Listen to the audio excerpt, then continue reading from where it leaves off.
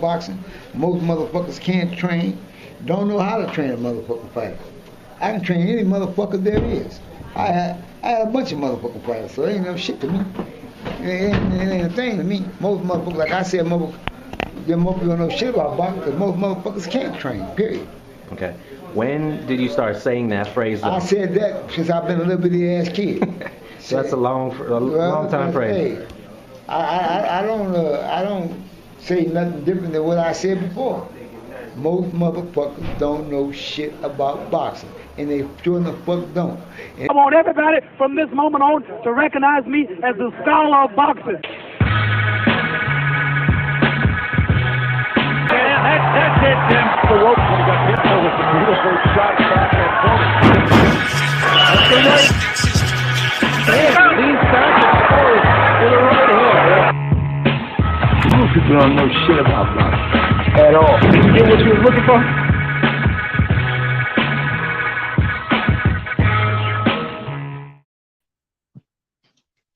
And they still don't know Uncle Roger. R.I.P.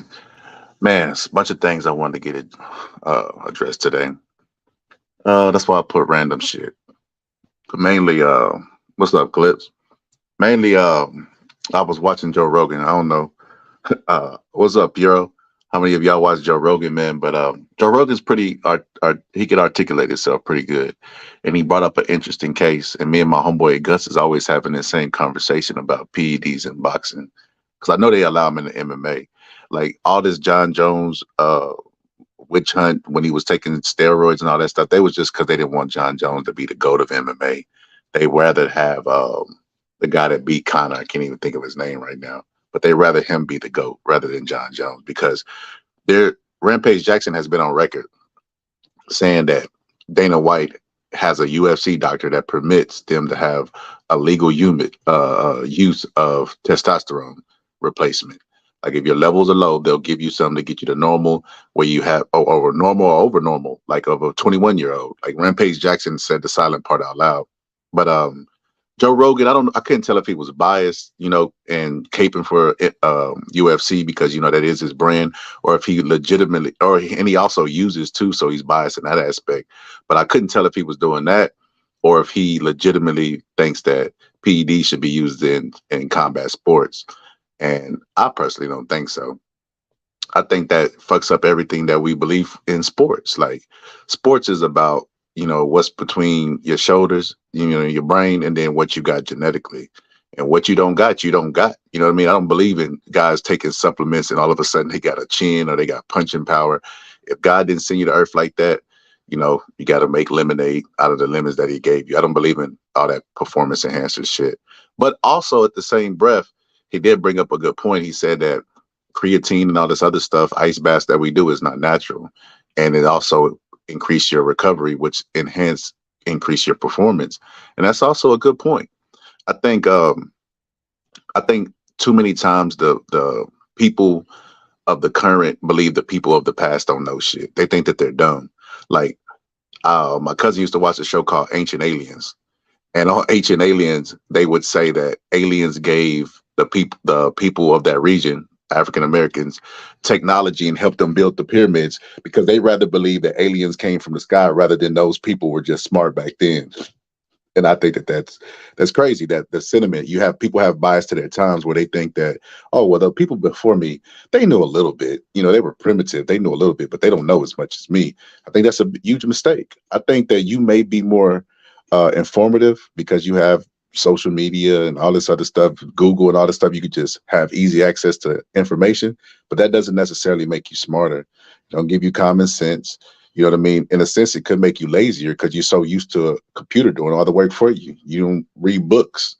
I mean, I got family members that have never read a book, younger family members that never read a book because they read articles and all this shit on the internet. So that being said,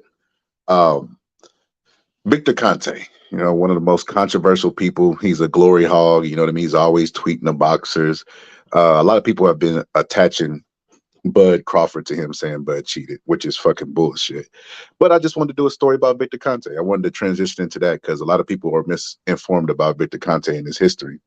So Victor Conte just gonna give you a synopsis of it. I ain't gonna give you the full history. You could Google all this. He has an interview on Joe Rogan's uh, show, and you can watch that shit like 2-3 hours, I think, 4 hours, some crazy shit like that. But essentially, Victor Conte had that lab, called Snac, and he made a product called ZMA, and it helped out the I think '98 Denver Broncos, and he helped them, and that's how he got his name out there. But he met a guy named Patrick Arnold, who was like a bro science guy. He don't got no degree or anything. He's self-taught, and that's the guy that made the clear. So he made the clear. They gave it to Marion Jones, Sugar Shane Mosley, various athletes, and Victor Conte became the man because he was the face of it. But it really wasn't him.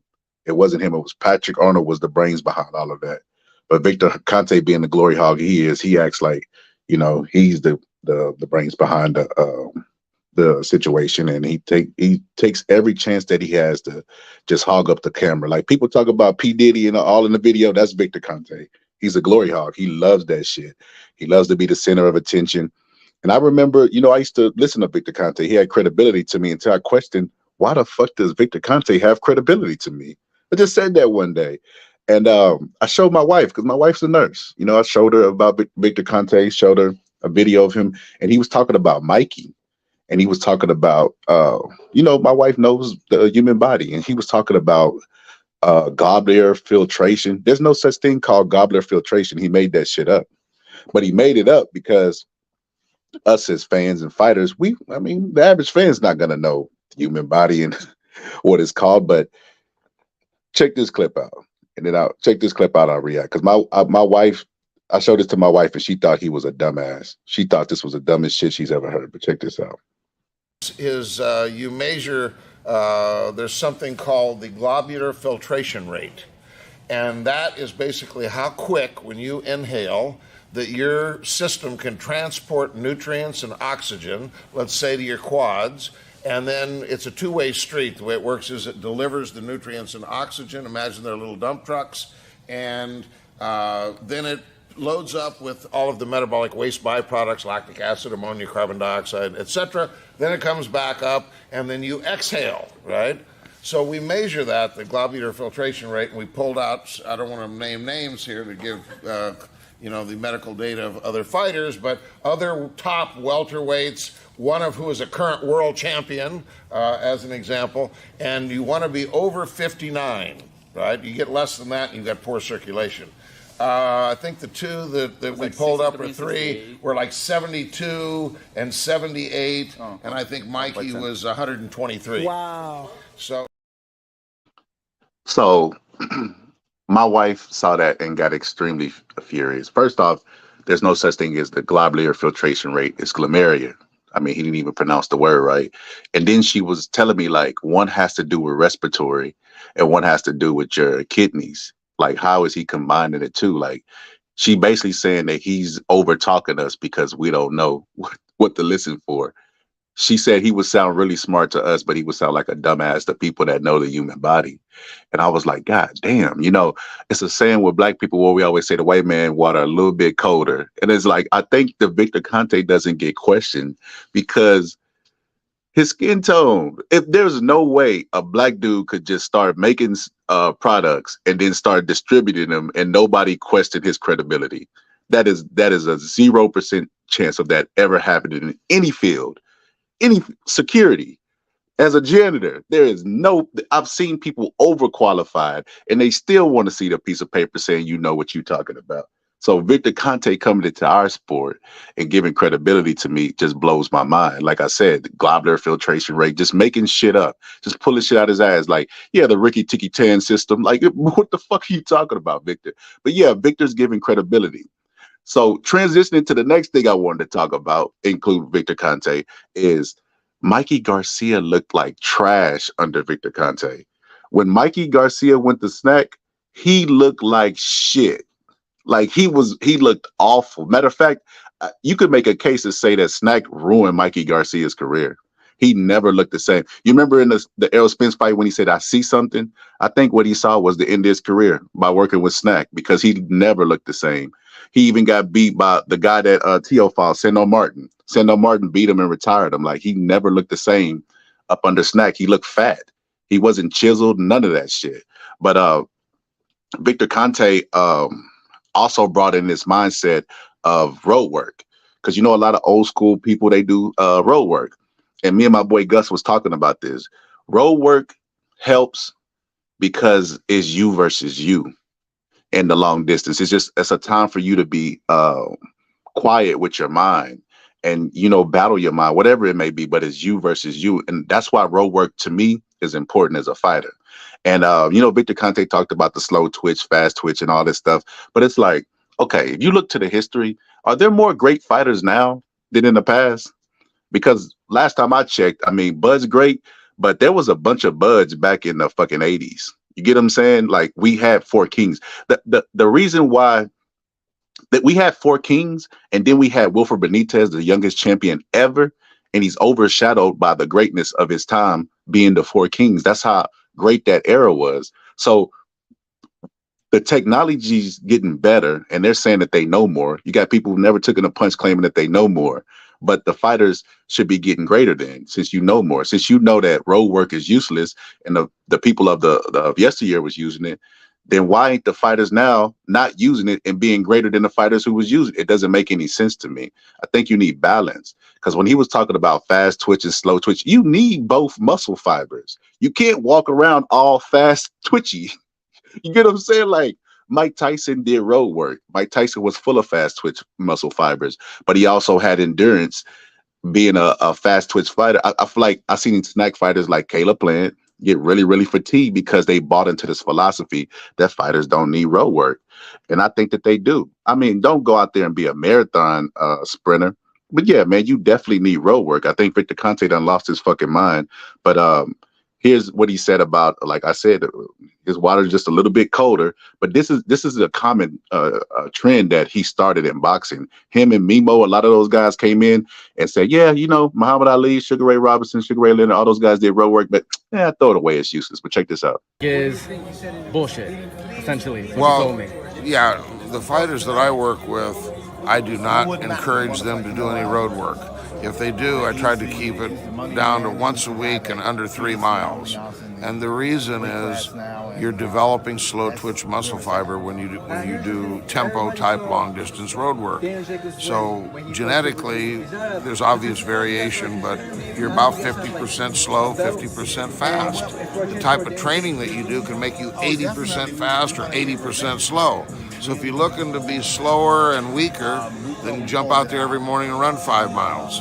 Because in terms of application to boxing, and as you mentioned earlier about, the benefit is that you increase your stamina and endurance. Sprint interval training has been shown to be much more effective at increasing the uptake of oxygen utilization and capacity, and definitely helps you with stamina more than the tempo road work.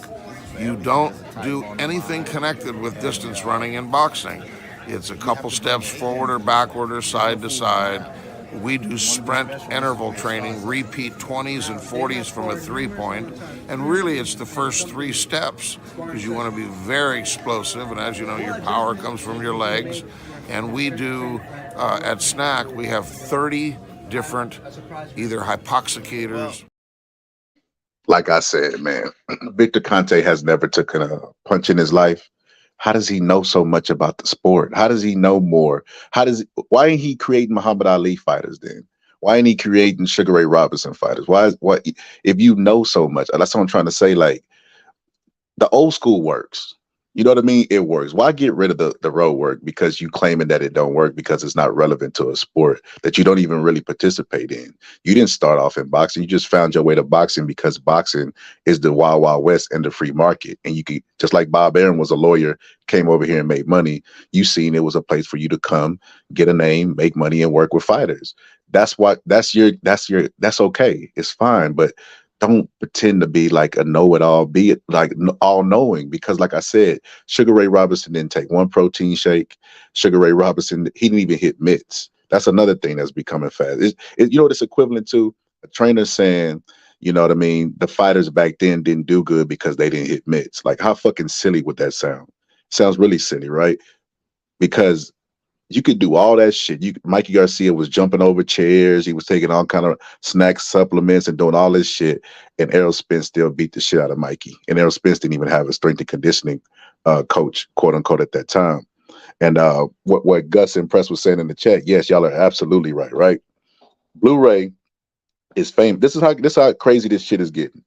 Blu-ray is famous in the sport of boxing for being Errol Spence's trainer. That's what he's famous for.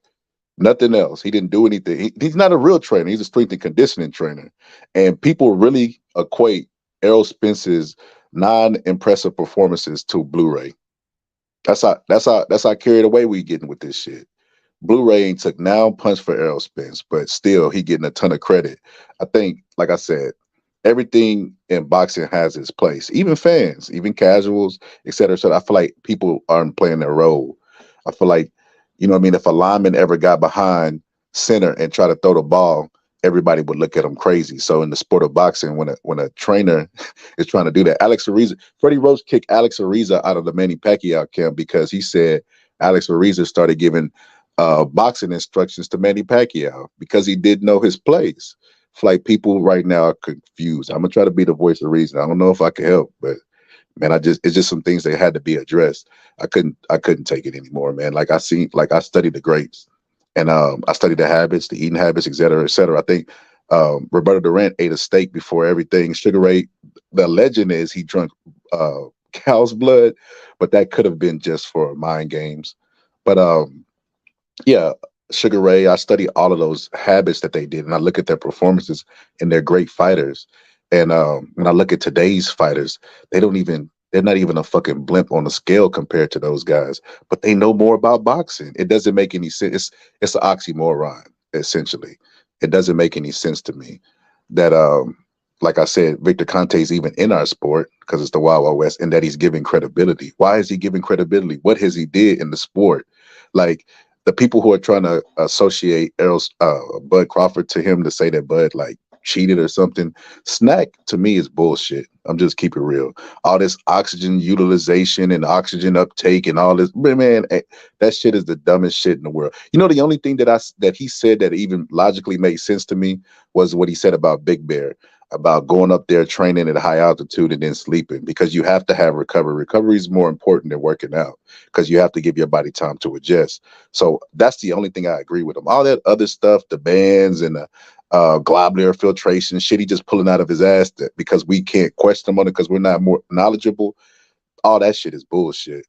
But back to what I was saying about Joe Rogan.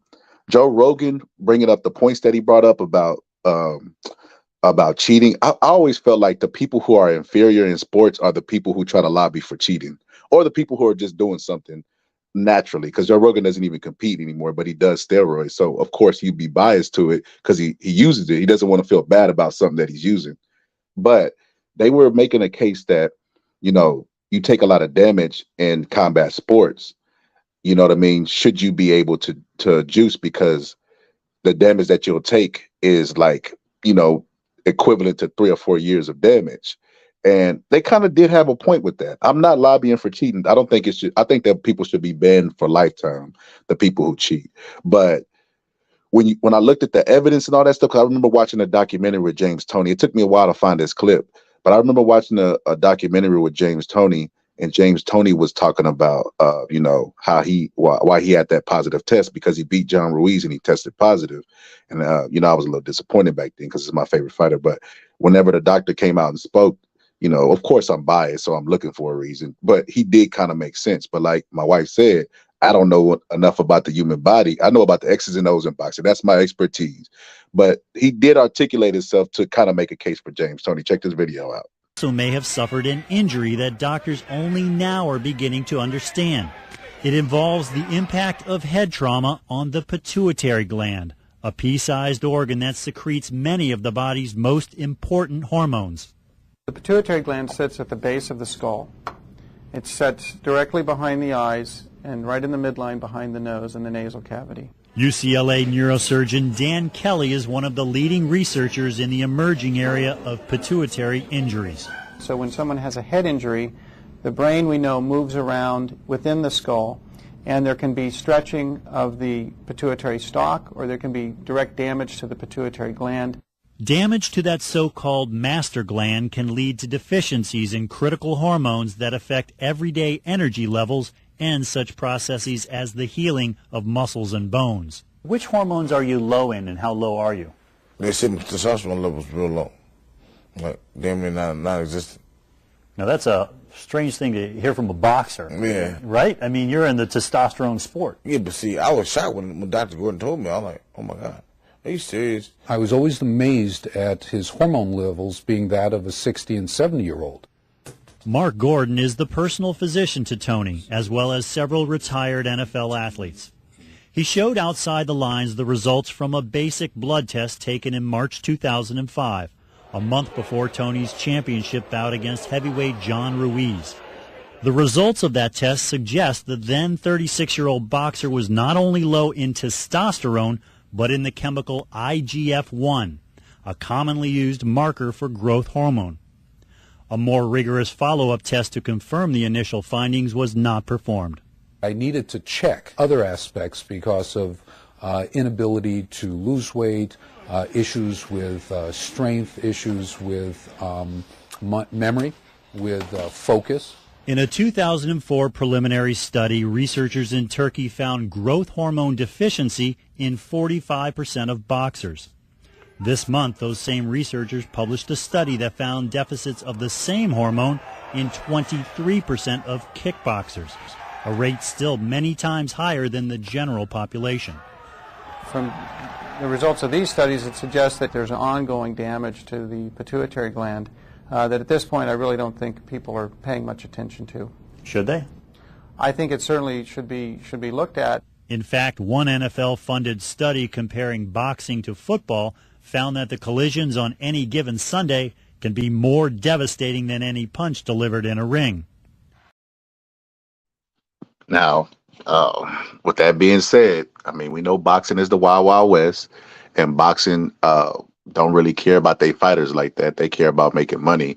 The NFL also cares about making money, but they have a union that actually, they found out all that, the evidence of the effects of brain trauma. And, then there ain't no weight classes, so you can get hit by a 300-pound person with a ton of force and, just shake you up. I mean, anybody who's ever played football has had a concussion before. They just didn't know what to call it. They've had it, though. Like, I remember my friend, they were describing to him the symptoms of a concussion, and he was like, yeah, I had that before, but he never knew he had a concussion. He was like, what is that?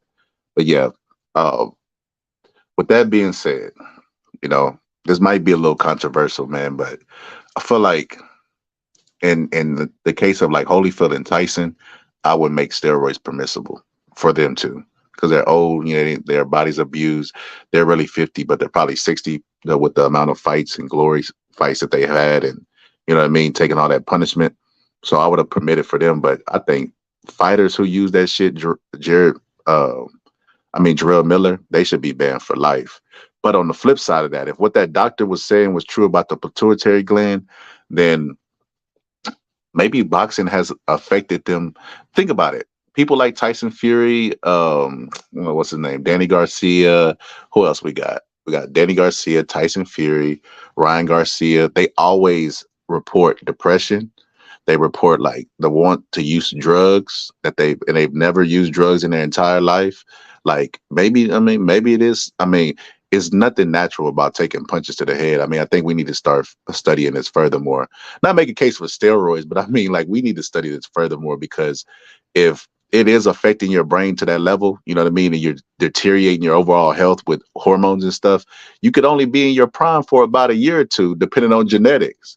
So with that being said, man, we got to study more about the effects of shots on your brain, bro.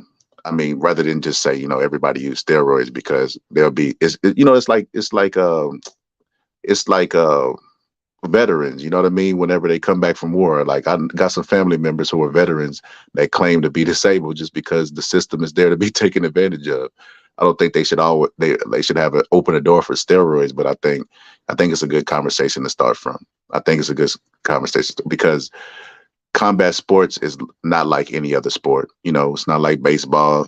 I can't believe Congress got involved with somebody hitting the ball, but they would not get involved with boxing. Teddy Atlas went to Capitol Hill with John McCain and try to make Congress come up with a bill, but they wouldn't do it. They would not do it. Thank you, Lisa. They wouldn't do it. They wouldn't come up with the bill to help boxers out from taking punishment to the head, but they would go after Barry Bonds because they didn't want Barry Bonds to break a record. It's just stupid. Press said James Toney was eating all them Burger King burgers. That's why he couldn't lose weight. Yeah, I agree. He had a horrible diet. He wasn't disciplined, but still, Press, he worked out just as much as he ate. I mean, we're doing the math. He should have been able to burn it off. Said, bro, James Toney was eating Burger King and being lazy and fucked. That's why he can't lose no damn weight. And he sparred to get in shape. That's enough though, Press. When you sparring thousands and thousands of rounds, I mean, you supposed to be burning some type of calories. Said that's why he the GOAT, bro. That's why he got brain damage. Nah, Press. He got brain damage, bro, because because of those thousands of rounds of sparring, because he was taking damage to his pituitary gland. I mean, some people look at Rampage Jackson, like I said, one of my favorite MMA fighters. I remember he was doing an interview, and he probably was like 34, 35, whereas testosterone wasn't as high as it was when it was 22. Still should have been high, but the doctor said Rampage was low in testosterone because there's a cost for taking punches to the head. And like I said, why I don't think people should they should open the floodgates for everybody to take PEDs to get into boxing or whatever, because then everybody would just start abusing it. They'd be in boxing a year. Yeah, doc, I've been taking some punishment, doc. I think I need some roids, but no, that's not the way that goes. But yeah, man, we got to investigate this more. Not giving him a pass, but we gotta investigate this more. He said Crawford treated, and I'll be trolling boxing there. He didn't cheat. Yeah, he cheated. He used both his hands. Said he definitely eating like 8,000 calories a day, but burning 2 at the most. Nah, he was burning more than that. James Toney wouldn't even leave the gym. He boxed everybody in the gym. Scholar, he ate too much, more than you burn. Nah, he didn't. I disagree with that. You got to remember when James Toney was all blowed up, he was probably like early 20s, maybe early 30s, late 20s. I think that's what James Toney was, but he still was an athlete. Like, look at AJ's body, right? AJ right now could probably go eat really, really horrible, and because he's still active in the sport and his metabolism is high, I don't think AJ would gain that much pounds. I think it's James Toney. I think that doctor was telling the truth. I think James Toney damaged his pituitary gland from boxing too much. It has an effect. Boxing has a cost. Scholar, it's not humanly possible. He would be overworked. I don't get what you're saying, Gus. James Toney was one of my favorite fighters. You can't burn off all that Burger King. Yeah, you can. You could burn it off or somebody could knock it off. I know James Toney didn't completely pig out. He never threw up in any of those sparring sessions. I mean, Gus, Prez, when you eat really bad and you go out there and try to box, the price of that, bro. Like, I remember one time I ate an apple, a simple apple, bro. I hadn't ate all day. I didn't want to go to the gym, you know what I mean, and burn calories without eating. So I said, you know what? I'm going to eat a little bit of peanut butter and an apple. I dipped the apple in the peanut butter. I puked up everywhere, bro. And it wasn't even coming up because the peanut butter was so thick. So I was just gagging for a little bit. But now, says Scholar, James Toney's best weight was 168 and he was healthy. Said to burn that many calories, he would be overworked. Nah, bro, nah. James Toney had a high body mass index for his height. Man, he had a high skill level for his height too, and weight. He probably ate at night like me. I be grubbing at night, fam. Lisa said, boxing nerd, what's up? Yeah, man. I just had to come forward and address that. I was watching Joe Rogan. It's one of my favorite shows. Watching Joe Rogan, you know what I mean? Brought up an interesting topic about steroids. Gus and Press, y'all are both boxing. Do y'all think that they should allow steroids in boxing? And if they allow them, would y'all use them? That's a more interesting question. If they allow steroids, would y'all use them, or y'all are against it? Because his argument was the people who want to be holistic, like use the natural stuff, they wouldn't use it. He don't understand because he competed, but not at a high level. It's not that, bro. We all are in agreement that what you are is what you are. Nobody want to see no bionic man who was born a wimp, like Captain America, really scrawny, and all of a sudden he take the super soldier syndrome, and now he could beat up everybody in America. Nobody wants to see that shit. At least I don't. I like to see you blessed with what you were brought to earth with and make lemonade out of it, or don't. That's the best part about boxing. The reason why I like MMA better than boxing is because boxing has the story of overcoming. Like Rocky made it to the Hall of Fame in a fictional movie about overcoming. So overcoming is always good, but you can't have the story of overcoming without somebody who is at a genetic disadvantage. You get what I'm saying? So you got to have both. He said, when you about to work out, nah. Gus said he wouldn't use it. He said, nah, I just wouldn't box. I agree, Gus. I always said, if I ever took anything, any performance enhancer, it'll be when I'm older and my testosterone is low and I'm not working out or competing at anything. Like my boxing aspirations will be completely over. I'm too old to do it. That's when I probably would take something. But other than then, I couldn't in good conscience take something and try to punch somebody upside the head. Tony at the most should have maxed out at cruiserweight, not heavyweight. Yeah, he ate his way into that division, Lisa. I could probably beat up dudes on steroids. Yeah, because steroid, and that's another argument they make. It was a guy from MIT on there. Like, so typical that these doctors, you know what I mean? They don't know their place. Their place is the science, not the opinionated shit. Because he basically said it wouldn't help you in the fight. It's like, bro, what the fuck are you talking about, bro? You mean to tell me if Mike Tyson had EPO and can maintain the stamina from round 1 to round 8, that would be fair? Mike Tyson would kill. Like, he'd definitely get a body in the ring if he was able to do that. And we all know that. So it's like, nah, bro, that's not true, what you're saying. Holyfield, the effect of steroids on him, his skull got thicker. That motherfucker chin grew and he grew 2 inches. Like, nah, bro, steroids definitely do help you. It's just, do they help you enough? Nah, because like me and Gus was talking about, I feel like Oscar Valdez lost that fight because he was not confident, because he had the moment he got popped for steroids, his confidence left him too. So everything that that gave him that confidence was in a vial somewhere, created by a biomechanic. Said, what's up, everybody? I can't get on tonight. I was told that I was too late last night. Oh, man.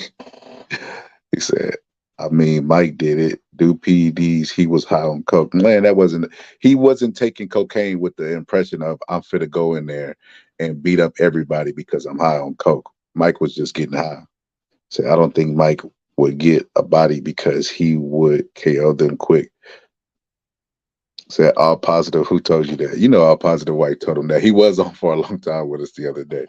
But yeah, man, Mike Tyson, bro. Yeah, Mike Tyson would get him a body, Gus. He definitely would get him a body, bro. He punched too hard. Them uppercuts, I know you've seen them uppercut highlights he got on fucking YouTube.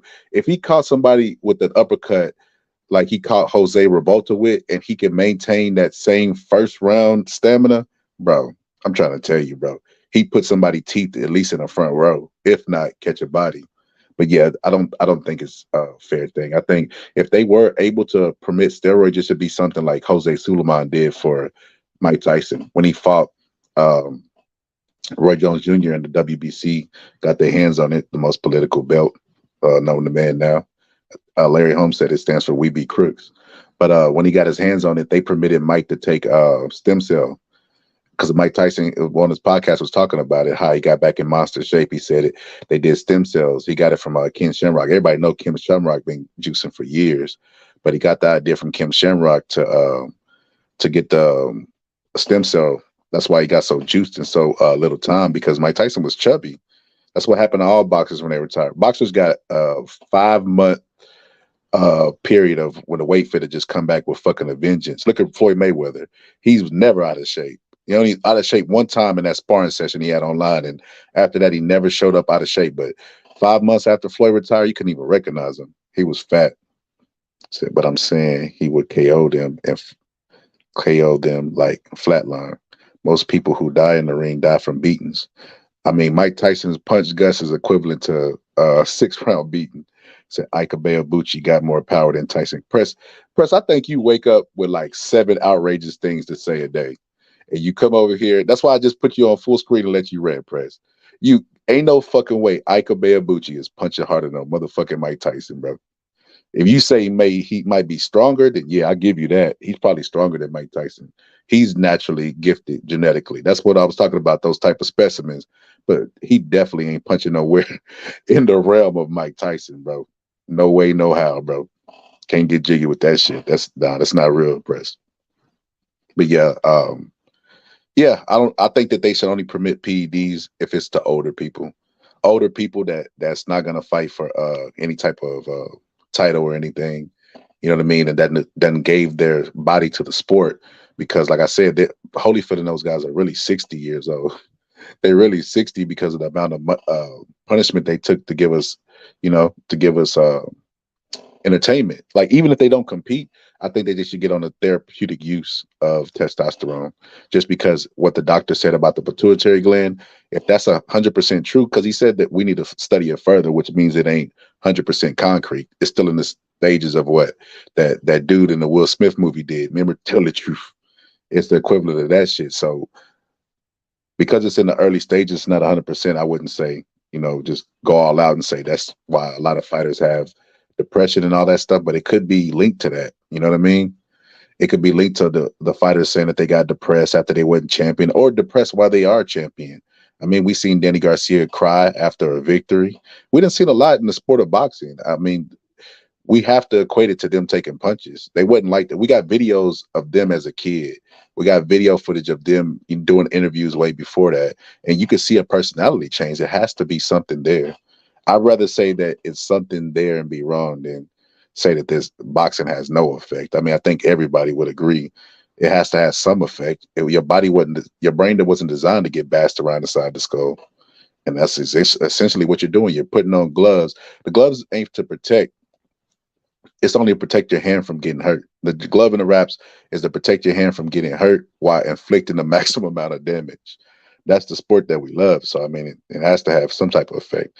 So, Ika Beabuchi used to live here in Austin, bro. I didn't know that. Bro, I'm going to find out where he lives and do an interview with him. He said Tyson ain't taking an Ike punch, bro. Press, pull up, press. Pull up, press. Get your rant out, bro. I can't even deal, bro. Pull up and get your rant out, bro. I already know what you're finna say. Tyson was above, bro. He got beat by Buster Douglas. And ain't no way he could take Ika Beabuchi got 15 fights. Tyson fought in 1 year the amount of fights that Ika Beabuchi had. Ika Beabuchi's biggest win, press, is David Tua. Do you think David Tua could beat Mike Tyson in a one-on-one? Well, boxing's all one-on-one, but if you think you beat him in a fight, I think David Tua was a one-arm fighter, and Tyson was better with that one arm. It was better at the left hook than him. So the one punch that he has, Tyson is better at him at that punch. He would fucking destroy David Tua. I mean, way worse than what Ika Beabuchi did. So, nah, press. Tyson had one of the best chins in the game. If you go back and look, at the Lennox Lewis fight. Lennox Lewis didn't even knock him cold unconscious. Put it like this. Go look at Lennox Lewis versus Hasim Rahman. He knocked Hasim Rahman cold. He caught Mike Tyson with that same shot, bro. He didn't knock Mike Tyson unconscious. The knockout that he got with Mike Tyson was just him beating the shit out of Mike Tyson for all of those rounds and Mike Tyson submitting. But he was still conscious. He wasn't removed from his conscious. So, nah, man. I don't see it. I don't see it, Gus. He said, and Chris Bird. He fought Chris Bird. Ika Beabuchi fought Chris Bird. I don't remember that. I know boxing. He fought Chris Bird. I'm gonna have to check that fight out. I can't recall that fight in my head. That's crazy. Please tell me he knocked Chris Bird out. Because if he didn't knock Chris Bird out, I'm not even entertaining this conversation anymore. Okay, he knocked him out. Okay. I'm not saying Tyson don't got a good chin, but he still got knocked out by Buster Douglas. See, there you go. That's day one. Buster Douglas. See, look, check this out, press. The shots that Buster Douglas hit Tyson with, do you see any heavyweight other than Muhammad Ali, because we got to rake him in a whole nother category, taking those shots for that many rounds? He was out of shape. He got his ass beat for all of those rounds and then knocked him down before getting knocked out. So that right there show you that even if you beat on Mike Tyson, he's still going to be looking for that one shot. Mike Tyson is Deontay Wilder is the closest thing to Mike Tyson in in the sense of they always got that puncher's chance, and it just take one shot. They're truly one shot knockout artists. Ernie Schaefer's is the same, and then Mike Tyson's a way better finisher than those guys. But they truly got that sense where the crowd is anticipating that shot, and it's their own eggshells that person might land that shot. Mike Tyson was that dangerous in the fight that Buster Douglas was beating the shit out of him in. David Tua would not put the same beating on Mike Tyson. These short arms, you know what I mean? Mike Tyson would probably make early work of him. And Ike Beabuchi was like, what, same height as Riddick Bowe? Ike Beabuchi's not beating no Tyson, bro. I don't care what nobody say, bro. It's just like, bro, Ike Beabuchi is a good fighter, but a lot of his talent is based off of potential. Like, we never seen him in a championship fight. Everybody that rates Ike Beabuchi really high is based off of what he could have been. But we don't know what he could have been because we're guessing. We know what Tyson did in his career. We know what all those other guys did and how they performed in championship fights. We don't know what Ike would do or did. So, nah, bro. That hypothetical, bro, Ike Beabuchi would get his ass smashed, bro. Tyson would knock the definition out of Ike Beabuchi's muscles. He ate 1 million shots from him before he fell. Ike taking those shots, bro. Press. In the fight, if you go back and look, when Ike Beabuchi fought, Ike Beabuchi got a good chin, but when he fought David Tua, he just kept his left hand up the entire time, bro. He kept it glued to his ear. He did not move his left hand at all. Rarely to throw punches, he would move his hand because he was so worried about the left hook coming back at him. So if Tyson fought, Tyson's a 2-arm fighter. He dropped Larry Holmes, only man ever to stop Larry Holmes. He dropped Larry Holmes with a right hand, bro. Tyson has power in both hands and is a good switch hitter. They talk about Bud. They don't know what they watching. Tyson was a good switch hitter. He didn't switch and try to box you with it, but in the inside, Tyson was going to switch to southpaw and beat the shit out of you. Said, I took multiple devastating blows from Tua for 12 rounds. Bro, he ain't take no devastating blows, bro. David Tua and Mike Tyson are two different type of. They both explosive, but David Tua has more thud in it. Tyson is way quicker. You're not even gonna see it. Like what I'm saying is, him holding the phone for 12 rounds against Mike Tyson wouldn't work because Tyson's a combination puncher. David Tua throws one shot at a time, and you know what shots are gonna be. That's why Lennox Lewis beat him so easy. Lennox Lewis just jabbed the shit out of David Tua and kept the jab in his face and stayed away from the left hook the entire night. Nah, bro. He not doing, bro. Nah, he not. James Toney whooped all of them. Nicholas, that's my favorite fighter too. Ike would destroy Mike Tyson. Bro. I know boxing. You think, oh no, not you too. Not you too, I know. Not you too, Slim. Come on, man. Damn. Not you too, bro. Said Larry Holmes was an old man when Mike beat him. You know why I don't like that argument? I know boxing because Larry Holmes should have been champion when he had that second comeback. And this is after Mike Tyson beat him. After he beat Ray Mercer. That was supposed to be a title fight, but it wasn't a title fight because Ray Mercer was stripped because he wouldn't fight Michael Moore. So they stripped him of the belt. But had they not played politics, that would have been a championship fight, and Larry Holmes would have been a champion again. Not to mention, Larry Holmes had a whole bunch of fights after Mike Tyson against Evander Holyfield, Ray Mercer, the best fighters of that time, and he still wasn't stopped. So you can't use that excuse that he was old, bro. He had never been stopped. He didn't get stopped when he fought Ernie Schaefer's when he was older. He wasn't no spring chicken. Larry Holmes started boxing when he was late, and he became champion when he was even older. So he got a late, he became a star late in his career. So to say, he was older, it's kind of like saying Bernard Hopkins was old when he fought Kawasaki. Nah, bro, he started when he was late. He's going to be old against everybody. Nah, you can't do that. You can't do that. I know boxing. Said Mike Tyson would tear Ike a new asshole. I agree. Sorry, Mike Tyson was struggling with Razor Ruddock. Bro, Razor Ruddock was fucking good. What are you talking about, Press? Razor Ruddock with that fucking smash punch was knocking people fucking silly. Bro, you want to make that argument? I'll make this argument. If that's the case, right, he was struggling with Razor Ruddock, you could say arguably Razor Ruddock was never the same fighter after fighting Tyson. and Tyson still went on to have success after Razor Ruddock, because Razor Ruddock left something in those Mike Tyson fights, because Mike Tyson was beating. He was tagging him, but he got the shit beat out of him in those Tyson fights. He got stopped the first time, and then the second time he got knocked down multiple times and got back up, bro. So if you want to use the Razor Ruddock was doing, he knocked years off Razor Ruddock's career. How about that? And Razor Ruddock didn't knock no years off his career. Ike definitely beating the shit out of Razor Ruddock. Man, you done lost your mind, bro. As a matter of fact, I think Ike would have a hard time with Razor Ruddock because of that smash punch and because of the way he holds that high guard up. I think Razor Ruddock would split that high guard with that smash punch and catch him. Like, his smash punch was like a hook uppercut combination, and he's gonna find an alley because he keeps that high guard up. Said Mike peekaboo style was only good for 5 rounds max. After that, Mike get tired. He knock Jose Revolta out in the 9th or 10th round. I know boxing, they be saying stuff like that. I can't get jiggy with it, man. I think Emmanuel Stewart said it. Now, you know how I feel about Emmanuel Stewart. He one of the GOATs, bro, but that don't mean everything Emmanuel Stewart says is right, bro. I think Mike Tyson, I think Emmanuel Stewart has a bias to tall fighters, because they say styles make fights, and trainers have styles too.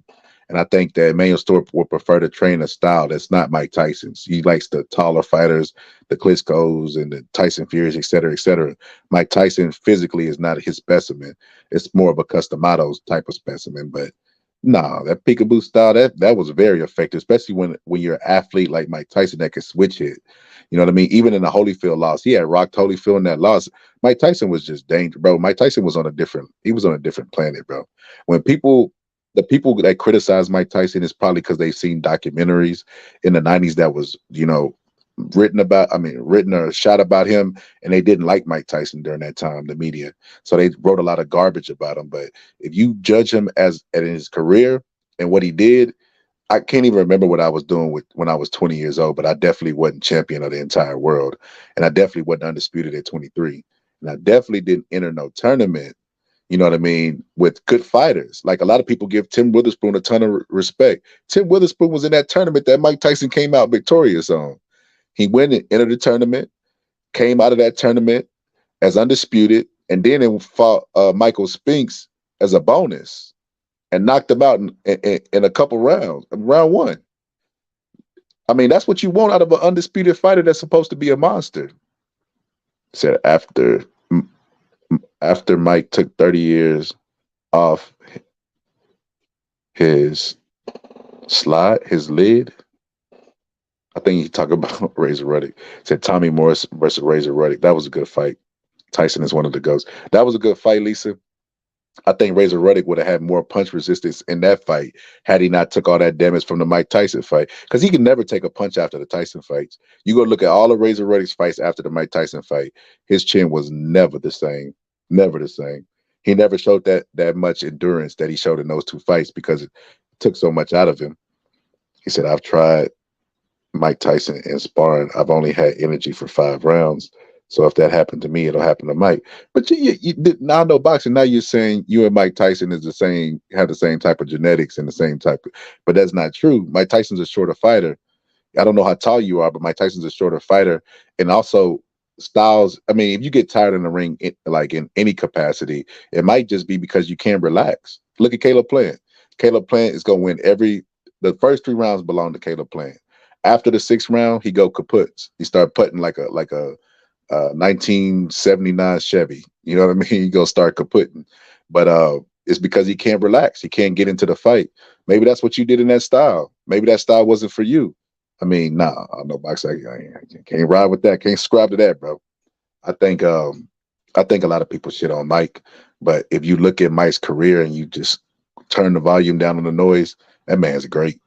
That man's great. The hardest puncher that's ever put on a pair of gloves, and on top of that, his defense was elusive, and he's a great fighter. You know, people getting so ridiculous. They had Deontay Wilder doing interview criticizing records. He shouldn't even say R words. He should stay away from R words. You know what I mean? Especially record. But he was criticizing Mike Tyson's record, saying, when he fought. I get these comments all the time because I got Mike Tyson videos. When he stepped up in competition, he lost. How is that possible for a man that got undisputed? Ain't that stepping up in competition when you fighting a belt holder? Tony Tucker wasn't a bum. Tony Tucker was a crunk fighter. So a lot of people don't even know that. Tony Tucker worked with Emmanuel Stewart. Emmanuel Stewart wanted a lot of his purse for that fight that he had with Mike Tyson when he was in a tournament. So he ended up leaving Emmanuel Stewart, and he had to pay Emmanuel Stewart anyway. But he was a Emmanuel Stewart trained fighter. That was a crunk style that Mike Tyson was fighting against. And not only did he win, but not by knockout, but he virtually won damn near every round against a guy who's supposed to be known as a boxer and is from a crunk gym and is an athletic, fights in an athletic style, bro. So, bro, they got to stop sleeping on Mike, bro. Mike is definitely at least top 10 heavyweights of all time. Peekaboo style ain't a relaxing style. Yeah, it is, Press. It's a relaxing style.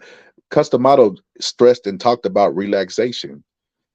Just because you have to make fast movements and spurts doesn't mean you can't be relaxed before you do them. You actually should be relaxed so you can see the uppercut, because that's the punch that's gonna split that guard and catch you coming in on that style. You don't want to get timed. The fighters that come out that are all jittery normally always burn out and normally always lose. Said Mike is overrated, just like Roy Jones. Oh, I know boxing. You done lost it, man. You done lost your mind. Roy, oh man. Man, I hope you troll it. I know boxing. Roy Jones is great, bro. Fucking great. Ain't nobody doing what Roy Jones did. That shit ain't gonna be duplicated probably for another fucking 30 to 40 years.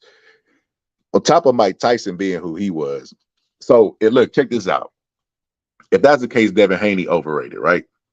Because we all know about Devin Haney, the email belt, and et cetera, et cetera. So Devin Haney's undisputed right now. If Devin Haney went to jail, if Devin Haney lost his next fight against Tio, right? Then he went to jail, got out, went back to that same division, and got belts. Unified. Would you say he was a bum? Errol Spence. If Errol Spence, his next two fights, he goes up to 154 and he beats a Tim Tszyu and beats somebody else and gets two belts, would you say Errol Spence was overrated? Everybody would probably talk about the greatness of Errol Spence, bro. Mike Tyson sat in prison for 2 or 3 years of his prime, came out of jail and went right back to the top and got belts, bro. I mean, shit, bro. You can call it overrated. I call it greatness. That's what we call it where I'm from. Roy Jones is overrated. Press, you done lost your mind too, bro. Press, I think you just be saying the most outlandish shit. You be trying to get a rise out of me, man. You want me to be like, you want to be a Tank and me be Coach Calvin. Tell him what to do.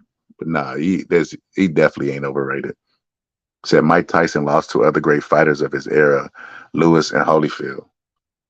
Suppose he never fought them like the fighters of today, because they not fighting the fighters of it. It's too many undefeated records right now in the sport of boxing. Mike Tyson could have easily skipped over them. He didn't need them.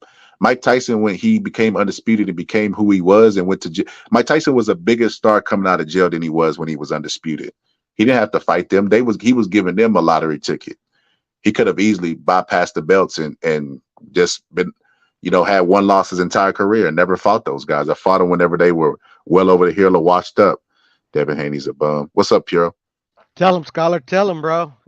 Back then, everybody fought the other dude. Some of them lost.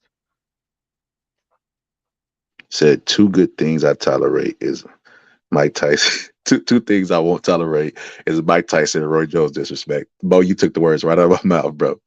Said Roy Jones never had boxing fundamentals, just had God-given reflex. But see, that goes into the steroid argument I was talking about earlier. Like, you can't fault a man for how God sent him to earth. You know what I mean? Roy Jones was still great. You can't say, I know boxing, you know what kind of argument that is? That's like me saying, okay, Roy Jones ain't great. And you say, why? If you take away his speed, his left hook, why you got to subtract something from a fighter to not make him great? That means he's great. If you got to subtract the great qualities from him to make him average, nah, man, Roy Jones is a fucking beast. Pierre, you think Roy Jones overrated? No, of course not. I know, I see where he's coming from, but I mean, his defense was predicated on his reflexes, so he, I don't know. I doubt he didn't want to. It's just, if it ain't broke, don't fix it. That's why at the end of his career, when his reflexes went, he started getting knocked out. But I mean, in his other aspects of his game, he was very fundamentally sound. You see, Press said Marvin Hagler would beat the shit out of Roy Jones. Press, I hope that's a troll, bro. Marvin Hagler never even moved up from the weight that he fought at. Not only was Roy Jones a naturally bigger guy, but he went all the way up to heavyweight. Marvin Hagler struggled with speedy fighters. You see what happened in the Ray Leonard fight? He kept marching forward and getting tagged by speedy shots, and that was able to keep him at bay. Roy Jones had that same type of speed with more power and a bigger guy. Yeah, Press, that's a troll, bro. He said got robbed against Sugar Ray. I mean, but still, if you if you think that you in trouble. If you gauge the shots that he was getting hit with, the fast punches and how he was reacting, Roy Jones has that same speed and is a bigger guy with more power. Nah, bro, he not. He said he will beat the shit out of him, not win, beat the shit out of him. Not happening, bro. Said Lisa, oh my goodness. This sums it up right here. If Roy Jones and Mike Tyson are overrated, then everyone is today. Facts. If Roy Jones overrated, what does that make Spence, Press? Because Spence ain't accomplished 1/3 of what Roy did. Roy Jones beat the best super middleweight ever. Tyson is the hardest puncher ever. Agreed, Bo. Oh, he did it? I think you're talking about James Toney. I don't think he's the greatest super middleweight ever, though. He got a good case. He does. He has an excellent case. I think we had this this debate in the chat or on one of your lives and shit. I think he has a very strong case. Very strong case. Yeah. Said once Roy slowed down, he started getting knocked out on a regular. See, and I don't subscribe to that either. I think that's a narrative, man. I think that's a narrative. I'm gonna make a video when we get off here. I'm gonna make it members only. I'm gonna drop it members only so Mira and Piero can see it. And then I'm gonna put it on my Patreon so both of them can see it too. But nah, man, that's a narrative, bro. It wasn't that. Question. Go ahead. Do you believe that Roy Jones's defense was predicated on his reflexes? Yeah, it was. It was. Okay. So is it far-fetched to think that once his reflexes waned, his defense kind of went out the window? Yeah, but I don't. Okay. But that wasn't the cause. I think. I know. I'm just saying. I'm just giving you another perspective. So look, I put it like this: his offense was also predicated on his reflexes, and Roy Jones all the way up until what 43, 42 could still catch and knock you out with the counter. He could, but he more and more started getting hit with shots that he would dodge. But I don't, you know what? I don't. It wasn't because of that. It was because Roy had a signature move that he did, and the people started watching film and coming up with the antidote to that, so they would know where he was going to be. He developed the predictability, so they knew where he would be and where his head would be. So they starting that punch earlier than what they would start it. See, because if you start at the same time as Roy, he could lose all the reflexes in the world. He's so much far ahead of the game. He could lose 3 steps and still beat you to the punch. But they starting that punch earlier so they could catch him when by the time he starts his punch. She said, facts. That's why I respect Mel. He fighting whoever he want, win or lose. Gotta love Mel. Mel deserves that payday against Canelo. That's why even though I wanted him to go directly and fight Bud, I ain't mad at Mel fighting Canelo because it's a lottery ticket. You want payday. But it's also like you said, he's earned it. Like I don't think there's any other boxer other than Bivol, because he's already proven it, that like has a legitimate shot of beating him. Agreed. Said Roy Jones had fundamentals. He just knew which ones to break and set up his attack. Facts, Nick. Said you got to show fish bait before it bites. See, Nick know what he talking about, man. He know what he talking about. It's like Floyd Mayweather with his lead hand low. He leaves that lead hand low as a trap. That's not fundamentally good. You're supposed to keep your hands up, right? But he leaves it low as a trap. Roy Jones was aware of his weaknesses. He just could get away with them, is what Nick's saying. Nick know what he's talking about. Said his defense was built off his footwork and his head movement, just like the greats before him, Ali and Ray Robinson. Everybody got weaknesses in the sport of boxing. Yep, that's why they lose. Now, sometimes it's just a style. Sometimes it's just a style that just fuck you up. Like, you know what I mean? Like, for instance, you could be fundamentally good, right? but you're a traditional fighter, and then you fight somebody who's awkward. Awkward people are not predictable, so they won't throw traditional punches. So that's why Marcos Maidana gave Mayweather so much hell, because he wasn't predictable. Mayweather's used to seeing punches from he used to reading punches that are traditional, jab, right hand, left hook. He's not used to, jab, arch the right hand again. You know what I mean? Like he just fucked them up. Like clubbing type punches and shit. Yeah, it's the equivalent of paying somebody in Mortal Kombat and they just start mashing buttons and whooping your ass. You're like, what the fuck? Yeah. It's like it kind of overwhelmed him with just like like punches that like a little kid would throw. He said Roy never had boxing skills to rely on. Once he slowed down, he did really have a jab, only a leaping left hook. I think he meant he didn't really have a jab. I watched Roy Jones fight a guy and then jab him up top, jab him low. I know you've seen that breakdown I did. Or what he did. He said it after the fight. A lot of people have redid the breakdown, but I just put Roy Jones breaking his own fight down, where he jabbed him low, and then he jabbed, faked it, and came with the left hook and knocked him out, bro. That's skills.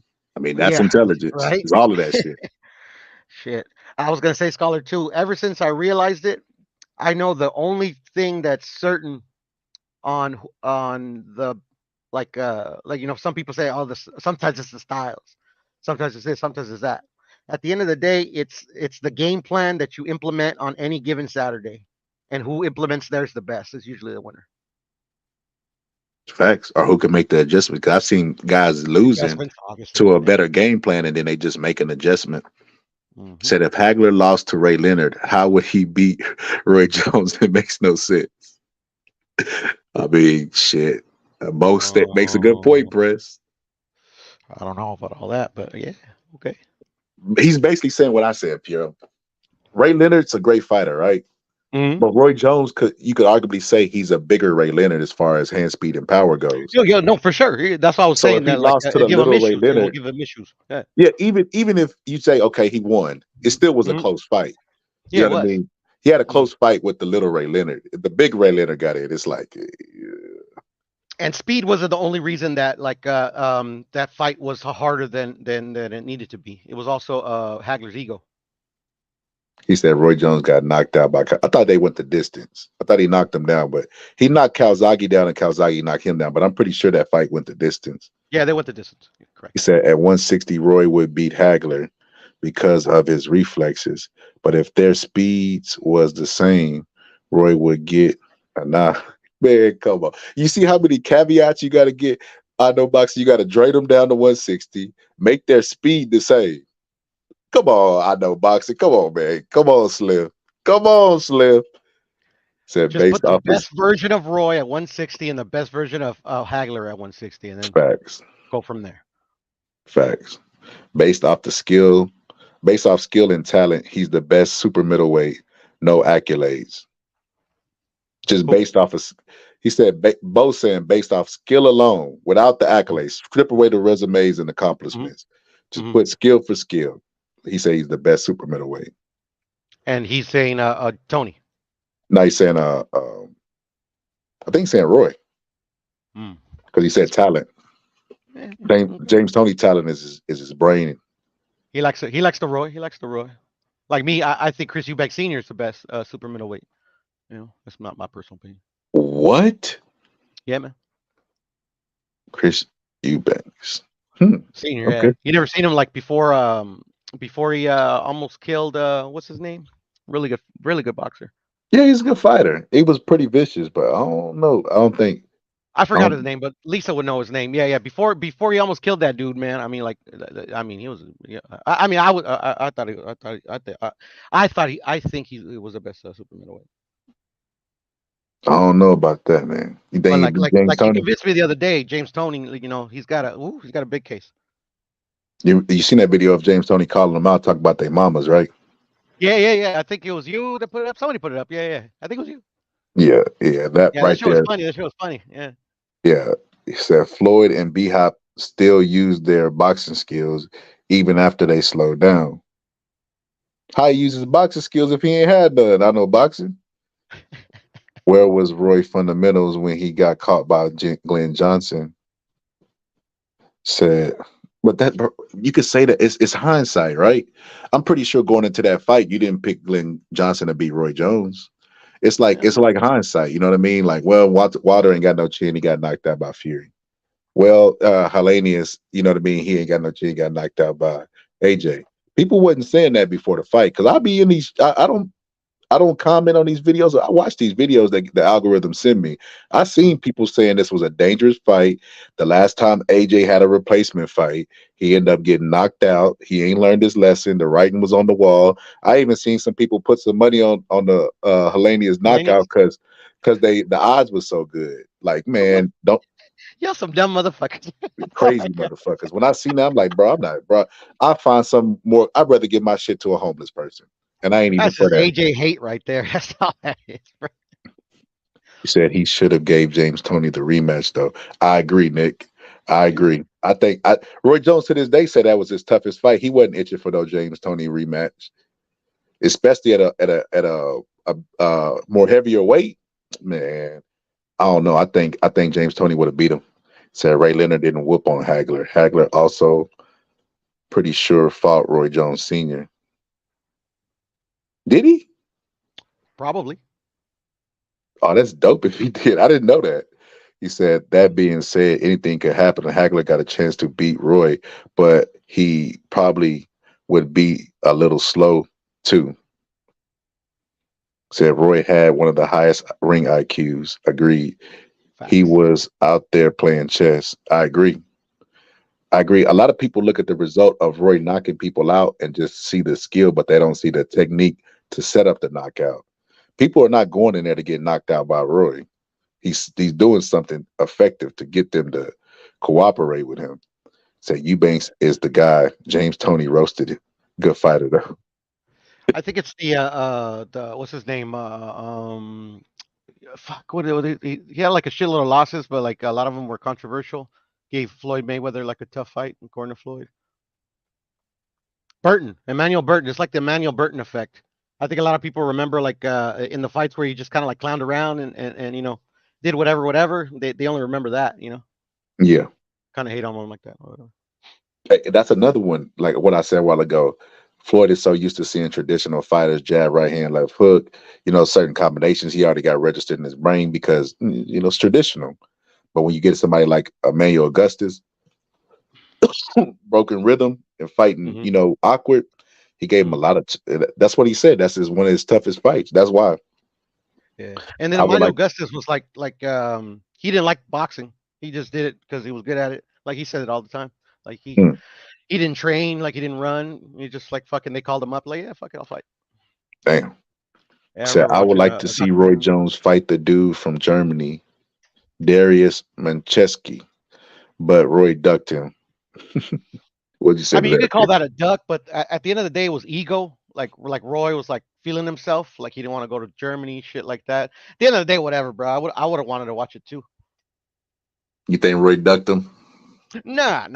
Especially when I think Roy would have been favored in the fight, but Bekuchevsky was good. I think Roy would have won it, but at the end of the day, I think people hold that people call that one a duck because like you know that was like literally the last belt for to become undisputed. Just that dude, and a lot of people thought he could beat him. So there's a video of Roy Jones. You know, Roy Jones started commentating early in his career because he was looking forward to something to have to fall back on after boxing, but he just didn't calculate that he would never want to stop boxing. You know what I mean?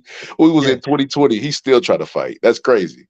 But and then he had that internet fight. 2023. That's crazy. It went on his record. I didn't know it went on his record. Yeah. Supposedly it's a professional fight. Yeah. I'm That's gonna look crazy. that up just to make sure. Yeah. But yeah, Roy Jones. I remember he said, and this is after he got knocked out by Tarver. You know what I mean? And they was interviewing Roy after he was commentating the fight, and he was like, you know, doing this thing. Roy Jones don't duck nobody, baby. Why you think I got knocked out? Because I don't duck nobody.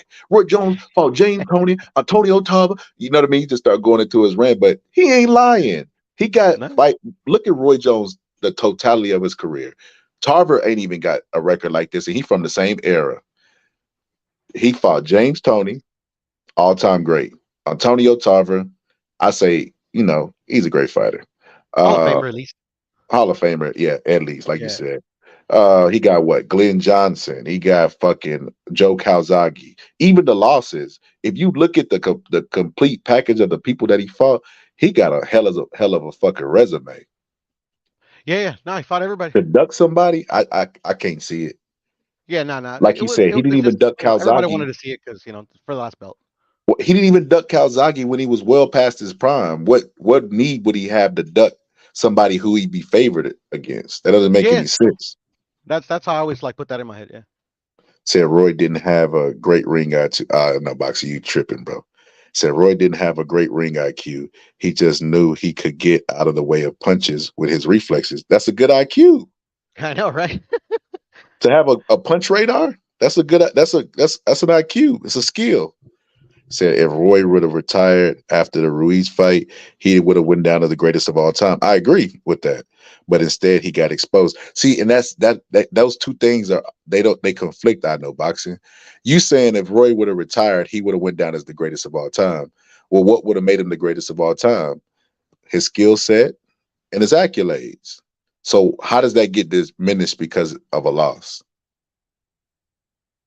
And he went on to have significant fights after that. Like I said, I don't know. I know boxing. You confusing me now, bro. So that German Carl, I dude. just looked it up. Roy Jones pulled a Floyd Mayweather. He got an MMA fighter in his professional debut and he lost. That big dude was an MMA fighter. Yeah, Anthony Pettis. He fought him in Oh, April. okay, no, and he no, lost. no. Okay, are we talking about two different people? Yes, I do remember the Anthony Pettis fight. He actually won that fight. They Yeah, actually well, it robbed says he Roy lost Jones. right here. Oh, Yeah, they no, robbed him? no. Oh, Yeah, shit. they robbed him. I watched that fight.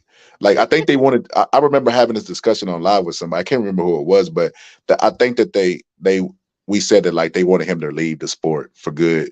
So they was just like, let's just So that give they him a can loss. lose. Because if they would have gave him a win, he would have been right back in fighting again the next week. But I thought you was talking about that virtual reality fight.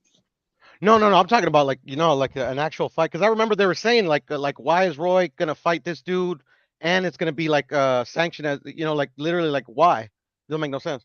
They're like, why are you gonna do this? Like Agreed. just make it an exhibition, or at least do what Floyd Mayweather does and have him scripted and just take the win. Yeah. He said the German dude ducked Roy Jones. I know boxing. He wanted Roy to go to Germany and to fight when Roy had 3 belts. So look, I know boxing.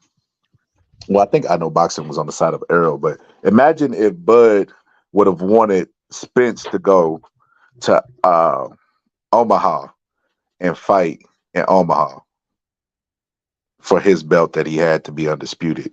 You probably would have been like, man, that shit crazy.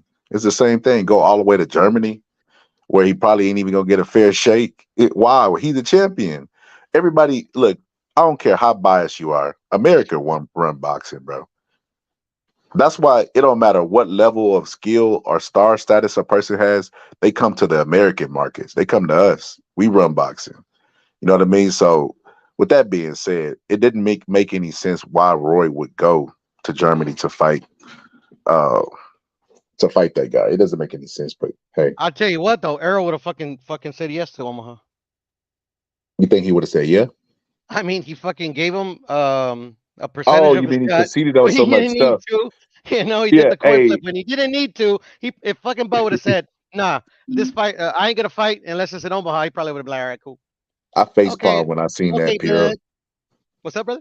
I facepalmed when I seen that he allowed it to go to a coin toss. I was like, oh man, what are you doing? What are you doing?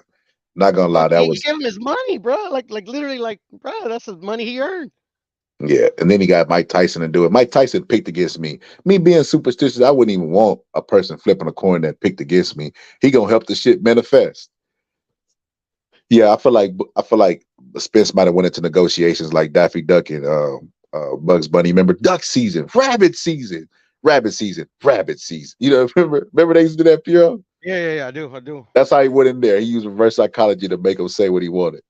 He said he looked good using the basics and stuff and teaching. Yeah, Roy Jones wouldn't be able to coach if his IQ wasn't high. And he wouldn't be able to teach, like, he wouldn't be able to commentate. He would commentate based off of the skills that God gave him. but instead he's able to break down styles and different punches and combinations, and et cetera, because his IQ is definitely high. Said his That's a good accolades, point, scholar. That's a good point. his accolades, we were all fooled. Come on, man. Come on. I know boxing. Who he beat that you was a James Toney fan or something? He had to have beat somebody you ain't like, because you going hard on Roy. To say He was a him and Montel Tyson, Griffin fan. He was a Montel Griffin fan. he had to have been. He probably put money on Montel Griffin because he got that DQ the first time. Said his accolades, we were all fooled until we realized that it was his God-given reflexes that made him great. But in the end, he was exposed. They were saying that about Roy when he was still undefeated. I mean, he was a God-given reflexes on why he was hard to hit, but like what made him an excellent fighter was just the whole package. I don't think anybody ever championed him for his defense.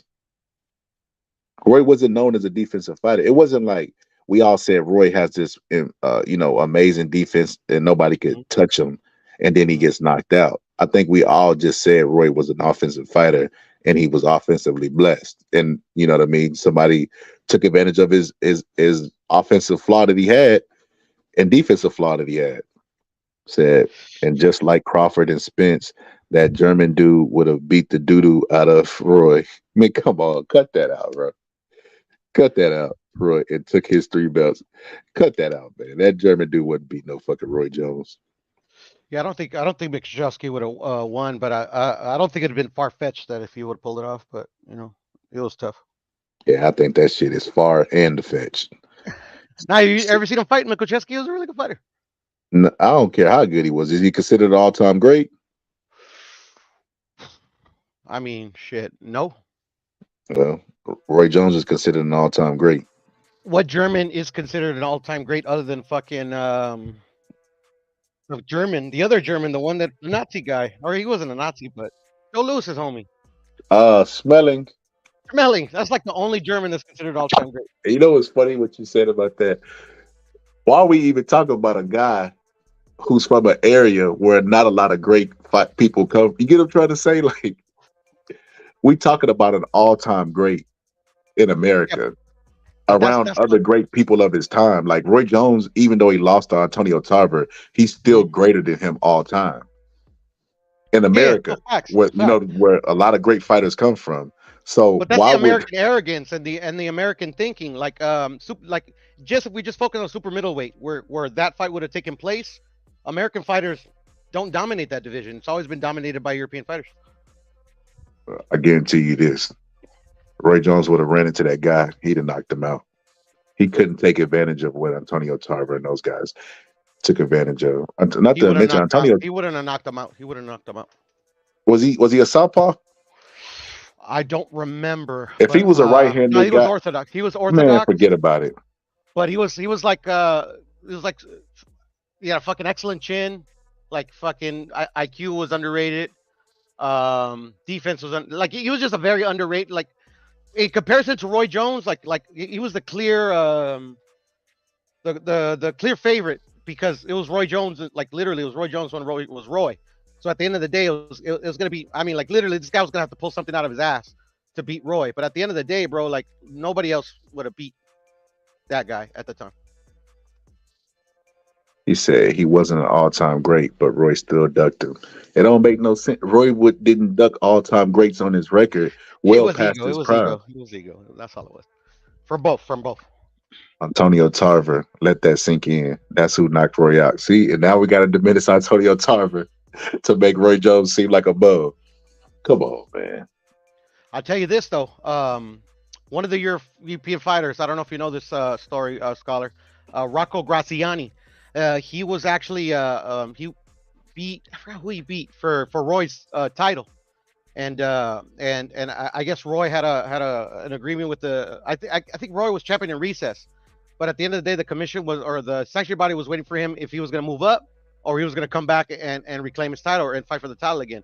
But at the end of the day, that bankrupted the WBC because that guy Rocco took him to court. Yeah. Like literally, literally it bankrupt. Like literally, the WBC was defunct. It was no longer going to exist. But at the last minute, that guy Rocco Graziani decided to be whatchamacallit, he threw like the WBC a lifeline and said that he'll take less money than they owed him. Mm. We be Like, crooks. look that shit up. Look that shit up, bro. Like they would have been literally, they wouldn't exist right now if it wasn't for Rocco Graziani. Look that shit Damn, up. he should have ended their ass. It's crazy. Should have fucking ended them. They don't do shit for the sport. No, but this is the thing. The boxers, like all the boxers at the time, put pressure on Graziani to not let them go away because of the green belt and Ali and all that shit. Like, look it up. It's nuts. It's nuts, bro. Look it up. They went with the the fan what is it, nostalgia. Ali, he had this belt. Man, fuck all that. Yeah, because still to this day, that's why the WBC gets away with what they get away with, especially how like fucking like no shame of their practices that they do is because of their prestige. Hey, Pure, you think if I show Anthony Joshua after the fight, they'll get me on this live? If like you show them after the fight, nah, I don't think so. It's the interview. It's an interview. I don't know. That I couldn't tell you. Let me see if I put something on the screen and then play it in the background if they get me.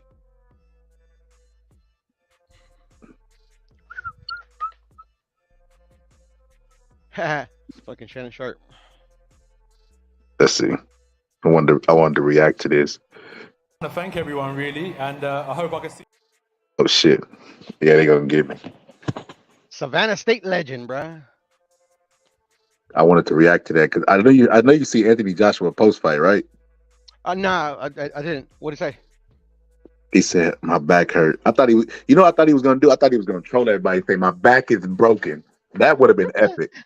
That would have been epic. But he said my back hurts. I can see AJ doing that shit too. He said my back hurts from carrying around this heavyweight division.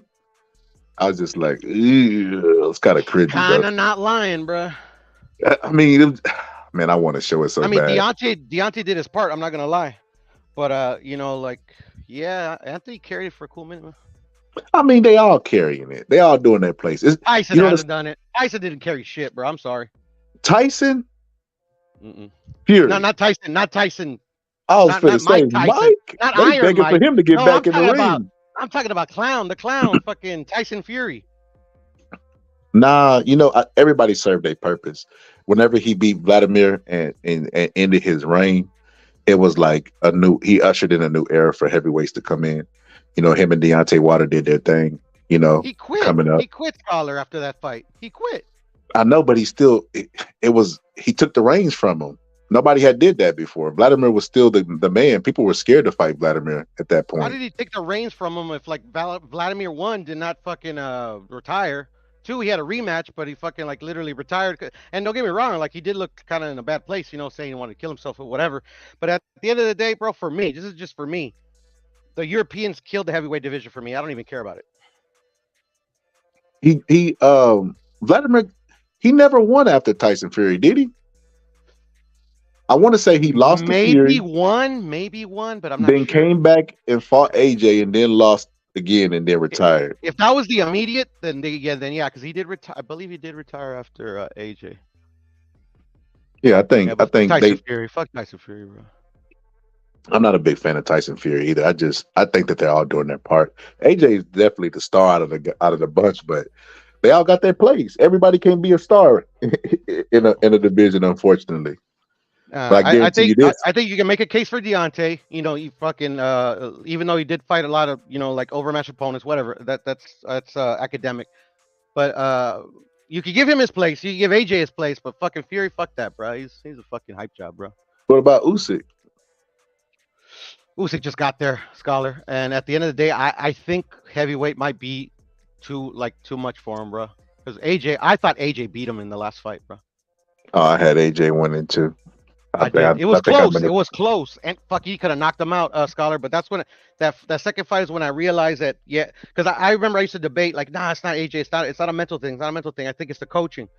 But as soon as it started changing coaches, and actually that fight in particular just showed me that, like, yeah, there's something. I don't know if it's Andy or whatever, but yeah, it is mental with AJ.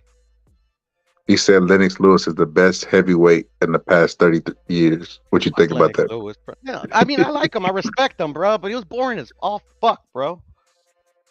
He was born in and out of the ring. I mean, like, I just don't fuck with the heavyweights right now. I think Lennox Lewis make Vladimir Klitschko look like Mike Tyson. Yeah, at the end of Emmanuel Stewart trained fighters. That's what I was trying to say. Trainers have styles too. Those Emmanuel Stewart trained fighters, they're efficient, but they're not necessarily exciting. They become so systematic, it's like robotic, where they're just fighting off of that system and trying to look effective in the fight. And it would be times where Emmanuel Stewart would have to get on Lennox Lewis' ass like, bro, go finish him off. What the fuck are you doing? I remember that shit. I remember that shit, yelling at him in the Mike Tyson fight. Yelling at him in a few fights. Exactly. Because he didn't have no urgency. He became more like, you know what I mean? Like just laid back. But I mean, if we're going to be real about it, Lennox Lewis was removed from his consciousness by Oliver McCall, Mike Tyson's sparring partner, and Hakeem Rockman. Yep. Nobody would even rate them top 20 punchers of all time. Said boring, but whooped every fighter in his era. He didn't fight every fighter. Scholar. What's up? If Oliver McCall didn't have his breakdown, do you think Lennox would have won that fight? No. I don't think Lennox would have won it either, bro. That's always been like a question mark in my head. No, if you go look at the first round, he was exchanging jabs with him. He was doing really well until he just started walking and turning. And even when he started, that's what I remember as well. No, he started walking and turning his back. Even when Lennox Lewis was hitting him with hard shots, he wasn't even getting wobbled. You know what I mean? Like Oliver McCall had a great fucking chin. Like, nah, bro. Like, I think he would have beat him again. I think he would have fucking beat him again. Yeah. Nobody ever talks about that. Like in that light. I never hear anybody talk about it. He said boring, but whooped every fighter in the era. He didn't. Pierre, pull up the box rec, man. Pull up the box rec. We gotta go to Lennox Lewis box rec. Lennox Lewis. All right. He didn't fight everybody from his era. I can look Lennox the Lion Lewis. I can look him up. Lennox Lewis fought Tony Tucker after years after Mike Tyson had beat him. He fought Evander Holyfield well after Mike Tyson fought him. Like Lennox Lewis should be called a cleanup man. He never fought. Mike Tyson was removed from his consciousness. See, that's like, I know boxing. Did you know what removal from consciousness means? Lennox Lewis was fucking out of there. Keith said Kevin McBride. I can't when I know boxing. Kevin McBride. Yeah. So you think that was a legitimate knock removed from consciousness? Come on, man. I know boxing. You gotta stop that, Slim. Dude, I'm just gonna look him up. Fuck it. Lennox. He said Kevin McBride, bro. He got to be trolling. Kevin McBride came out with a documentary called "I Beat Mike Tyson" and nobody watched it because they didn't believe he really beat Mike Tyson. That's funny. Danny Williams is beat Mike Tyson as well, right? Yeah, he beat him. He's the British fighter, right? The brother from he's from England, right? Yeah. That motherfucker was in a fight where he dislocated his fucking. Yep. That's one of my favorite fights. That was crazy fucking fight, bro. Only fighter he didn't fight was Bo. Okay, he's up. All right, let me see. He said only fighter he didn't fight was Bo. No, man, he didn't fight Bo. He didn't fight Ika Beabuchi. He had fucking David Tua waiting 2 years before he finally got in the ring with him. Chris Bird, Mike Weaver, McCrory, Biggs, John Ruiz. He vacated the belt to not fight John Ruiz and David Tua. Thank God. Fuck John Ruiz. I hate that guy. I'm just saying, why not go fight him? Why not go fight him and take? He said Lennox Lewis fought Tucker 8 years, fought Razor Ruddock after Tyson ruined him, fought Biggs after he was finished. Tyson was never removed from his consciousness. Said he didn't fight Chris Bird or Ruiz. Facts. Danny Williams talk about he fucking trolling. He trolling, man. Hey, I tell you what. He fought the coach of the Lakers. I tell you what, Danny Williams got more heart than Ryan Garcia.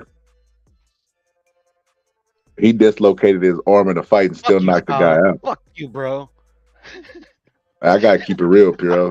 I don't care, bro. You fucking troll me all you want. I gotta keep no. I'm saying I'm saying Ryan Garcia because it's recent. he got hit by a tank, and it wasn't even in the liver. And he said he It was basically in said the he quit. liver, scholar. That's what. At least I'm gonna keep it a buck there, bro. You can call him a quitter all you want, but you got hit in the liver. Even though he said it wasn't the liver. Who said it wasn't the liver? Ryan Garcia said it wasn't the liver. How would he know? It's his body. He's never gotten hit with a liver shot. Oh, Puro. I've never seen him. To be honest, I could be totally wrong, talking on my ass, but I've never seen him get hit with a liver shot before. So how would he know? Yes, sir. How would a person who got hit with the shot describe to you that they didn't get hit where you thought they got hit? How would you talk to them? If it's me and I say, okay, I got hit on the left side of my body, right? Or the right side of my body, excuse me, with a left foot. But it wasn't in my liver. How do you know that it was in my liver? Good question, actually. I don't know why you would even say that. Because it wasn't his problem wasn't his liver, it was his rib. I know you've seen the guy that was supposed to be the mole. I've heard that. Yeah. The guy that was supposed to be the mole hurt Ryan with a rib shot, and then Tank knew about it because he had a mole in his camp, and he hit him with the same shot on the same side. It wasn't a liver shot. That's why that's why the people who was giving me hell about saying it wasn't a liver shot had to come back and be like, damn, he was right about that, Boxing Scholar. It wasn't a liver shot. Ryan Garcia himself said it wasn't the liver. Joe Goosen was like, in your ribs? He was like, yeah. Where you were hurt? Yeah. I still think it's a liver shot, but you make a good point about the bruised rib or whatever and the mole and all that shit. I still think it was a liver shot, but you do make a good point. Yeah, I was only saying Ryan Garcia because I feel like he could have continued. If it anything other than a liver shot, like even if it was an aggravated rib, I feel like he could have continued. If it was a liver shot, I probably would have gave him more grace. Because, like, I think we watched the video on my channel about getting hit to the liver and how debilitating a shot that is. But he said it wasn't a liver shot. So I already believed it wasn't a liver. Oh, there you go, Pierre. What's up? Ryan Garcia in the chat. No, he's always trolling me and shit, calling me a cuck and shit. I don't even know who that is, but I don't know who it is either. But I roll with the punches. It's all good. Ryan not trying to mess up his face. That's his moneymaker. That's hilarious. I'm sorry for embarrassing you, Garcia. Is that enough, or what do I need? You debated him before? No, I don't know. He's just like I actually don't know who that is. I think he used to go by James. I don't know who it is, bro. It could be a number of motherfuckers that don't like the way I carry myself, I guess. Yeah, you got too many enemies, Pierre. That could be anyone. I got no enemies on the internet, bro. Come on. They're gonna get you, Pierre. They're gonna pull up on you with the Caleb playing slap. Wow. I welcome them here. No, Pierre, don't do it, Pierre. No, I'm not gonna give him my address or anything stupid like that, bro. But if a dumb motherfucker was like smart enough to fucking find me, like, and I don't even know how they would do that, shit, I deserve what I get, I guess. Pierre, I already know what you're gonna do. He gonna slap you, and you're gonna say, "That was weeks ago, motherfucker. We partying." Shit, if somebody did like that, bro, I'd be like, "Fuck, who you work for, man?" He said, "Y'all remember when Mike Tyson was rubbing Lennox Lewis' chin?" I know, Box. You gotta stop this trolling shit. After being viciously, brutally knocked out by Lewis, he was beaten. Why did Lennox slap Mike? That was kind of weird. So look. He didn't rub his chin. He like rubbed blood off of his cheek, and even it was awkward as shit. Yeah, it was awkward, but they were homies. They were friends. No one wants to end up looking like Ugas. Shit, fucking Oscar Valdez and Ugas is the same hospital bed. Said, I'm cool with Piro. See, they like you, Piro. I mean, I don't know. Like I said, I don't know who it is, bro. It's like, at the end of the day, Garcia, who are you? So we can see. So we gotta know. Troll each other. We all troll each other at the end of the day, bro. Nah, Garcia's my friend. I'm gonna start sicking him on people. He my troll. I got let off the loose. I don't think Garcia is that troll that I'm telling you. Oh, okay. He ain't that guy. But still, he my homie. I gotta start sicking him on people. Or maybe it is that guy, bro. I have no fucking clue. I think it might be. There's like some weirdos in this fucking space, bro. I think he might be. I think it might be the same person. But nah, we cool now. We fraternity trolls. It's a little different. Nah, we fraternity trolls now, bro. We go after people that come after us. We the only ones that control us. The outsiders get trolled back, bro. But yeah, like I was saying, man, Mike Tyson's all-time great. Who trolling Mike Puro? Tyson? Yeah, I think so. I think he's top 10. Oh, who? Mike Tyson? Yeah. Not too many I heavyweights could go could, before him. but you Even mean top 10 in just in heavyweights or all time? heavyweights. Oh, okay. Yeah. No, I can see that. Even if I'm rating Lennox Lewis and Mike Tyson, I think Mike Mhm. Tyson has a better career than Lennox Lewis. Lennox Lewis was never I agree. undisputed. I agree. He I was mean, never. I don't really care about the undisputed. I mean, it meant a lot more than it does now. But yeah. I mean, I don't know, bro. I mean, there's just so much to be left to be desired with Mike, because like he did it himself at the end of the day. But just on his skill set, bro. Like I don't know, bro. I never really seen anybody like Mike Tyson ever in my life. The GOAT. Just the way he perfected the peekaboo, bro. It's like fuck. I never seen that motherfucker. You know, Anybody do it. I've never heard nobody discuss. This is how you know he's great. Mm. When Lennox Lewis was doing his thing and reigning and getting his belts, even though he didn't get the WBO, which is why I don't consider him undisputed. But even when he was doing his thing, nobody ever said, "I wonder if Lennox Lewis could beat Muhammad Ali." But they did that consistently with Mike Tyson. They even made a documentary where they had Eddie Futch in it. They had Kevin Rooney in it. They had like all the great minds in boxing. Even Larry Holmes was in it because he got knocked out by Mike. He was saying everybody in the video picked Mike Tyson except for Kevin. No. Everybody in the video picked Muhammad Ali except for Kevin Rooney and Steve Lott. But they're Mike Tyson guys, so of course they're gonna ride with their guy. But no, yeah, makes sense. The fact that they even made a documentary shows that Mike Tyson's dominance during that time. They don't understand, Piero. They don't understand. You just had to be. Mike Tyson is not something you could catch in a clip of YouTube. You could get a reaction out of it, but you had to actually be growing up to just see the fear, the level of fear that he striked at his opponents, and the level of efficiency that he had. Making guys. He not only was good offensively, he was good defensively too. Now he was good in literally I mean, like I said, I never seen anybody like him.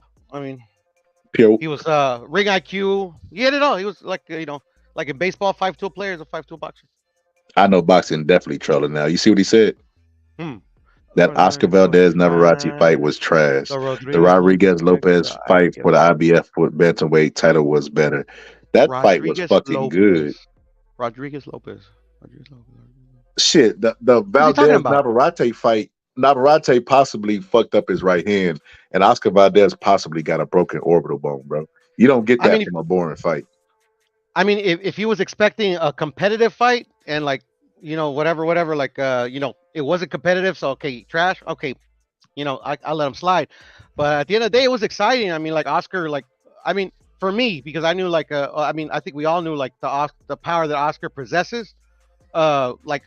At least I was on fuck. I mean, can Oscar catch him? Can Oscar catch him?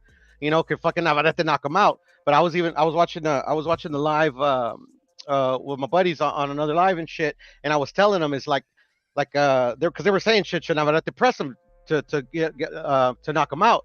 And I was the first one to say, or I told them I don't think it's wise for Navarrete to overly. I mean, he could maybe up the volume and try to see if he can hit him with a shot he didn't see or fucking just accumulation and shit. Have the referee stop it. But at the end of the day, Valdez, you gotta respect the power, and he is a good counterpuncher.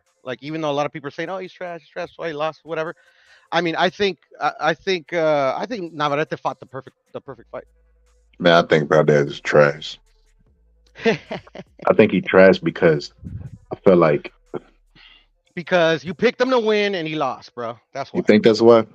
I mean, not for you, Scholar, because your shit. But for most people, that's why they're saying he's trash now, because they all picked him to win. I would be saying Errol Spence's trash if that's the case. I mean, I pick Crawford. Let me stop. No, I'm not saying that. I'm just saying, I wouldn't say a fighter was trash unless I believed he was trash.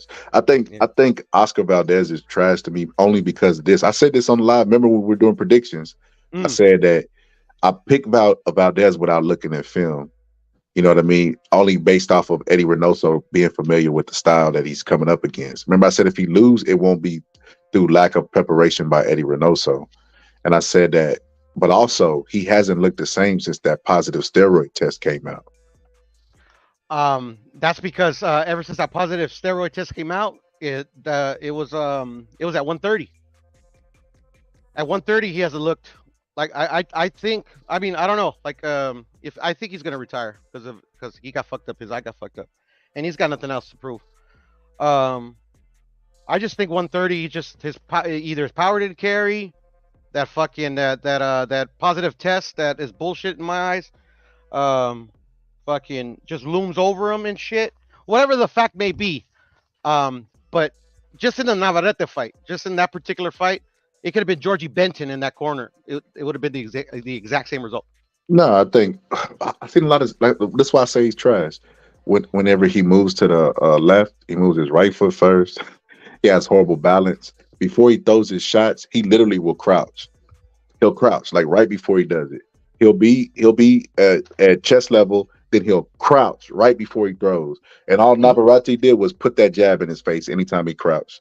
Knocked him out of that little crouch position and backed him up. He can't fight going backwards because he leans and he can only, he's one of the, there's some fighters that they can only fight when their momentum is coming forward. And he's one of those guys. He's one of those guys. Canelo's one of those guys also. I think it might. I'm sorry, go ahead. I'm sorry, cut you off. Go ahead. I think it might be a flaw in Eddie Reynoso's style that he teaches.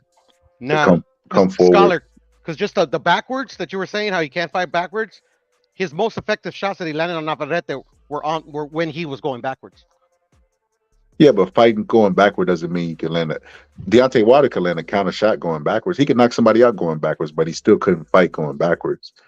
Fighting going backwards is where you don't panic and you still balance and you're still able to get combinations off and still move your head effectively.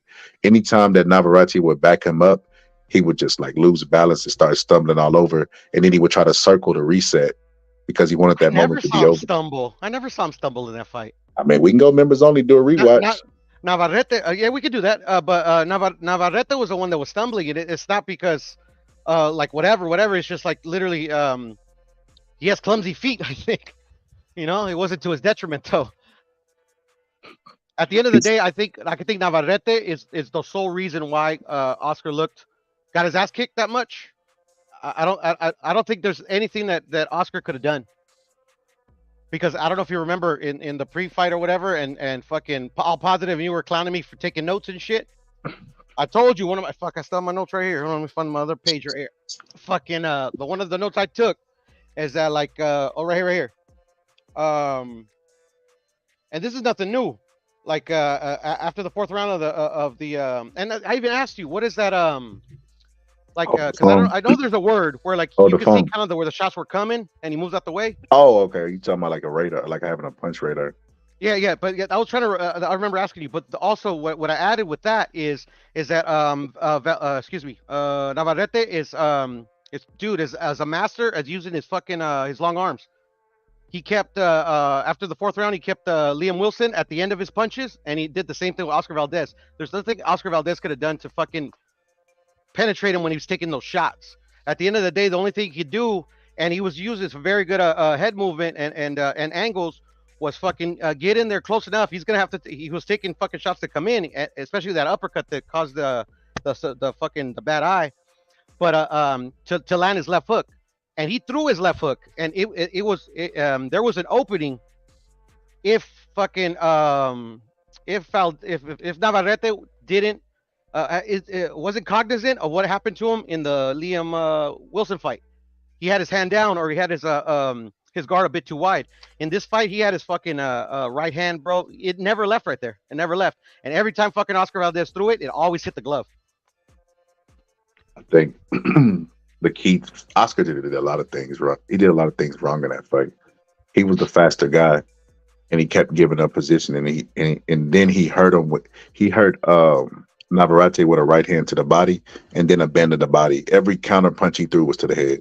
I remember we said that yesterday. He kept trying to land the shots to the head. He should have just focused on the body. That guy was already slower than him. He already had the speed advantage. That guy is extremely slow. I didn't know Navarrete was that slow. But he was already slow. Make him slower. If he would have put the body work on him that he needed to, and that hand injury would have came, he probably would have stopped him, to be all the way honest with you. Because he would have been without a weapon that he was using effectively, which was the right hand and the right uppercut. And then he showed that he could hurt him to the body early, keep repeating what was successful. And now you got your guy at a disadvantage because his right hand is taken out of play. All of those things spell stoppage to me. I think he could have stopped the guy. He left a lot of offense in there, and then he stayed at a range that was dangerous for him, which is why his eye got all closed up. He just fought a stupid fight. I felt like he was the more talented guy, but Navarrete won just based off of superior technique and heart. I agree with you. Because I agree with that. Like, if he would have, I did see when he hurt him to the body, and he did abandon the body work. But at the end of the day, I think that's been the issue ever since he got to Eddie Reynoso's camp. And it's not that like Eddie's like has a flaw in his, at least for me, in his style or whatever. It's that like he tries to revert to his old style of fighting, which is pretty much like fucking like using his fucking face for defense and winging hooks. I just think that's a part of his boxing DNA. I don't think. I mean, I would think he would have needed to be with Eddie and had way more than just three fights until he like stepped it up in competition. I don't know. I just think like his old coach was Manny Robles. I just think he's just like, that's just too much of his boxing DNA to correct in 5 fights that it's been since he's been with him. What's up, Karma? I think it's a flaw in Eddie Reynoso only because Canelo does the same thing. Like when I went back and looked at the fight with Bivol didn't commit to a jab. He just kept the jab extended and pushed Canelo off balance. And him being a longer guy, he didn't make him pay. I know, but you're missing what I'm saying, though, Pierre. I'm sorry. He was able to do it because Canelo was coming forward and leaning over his front knee, like he was top heavy. And Oscar Valdez does the exact same thing. The only difference between Canelo and him is Canelo will shoot from where he is, and Oscar Valdez, when he's leaning forward, he'll crouch before he shoots that shot. It's like telling your opponent, "Hey, I'm gonna hit you now. Here it come.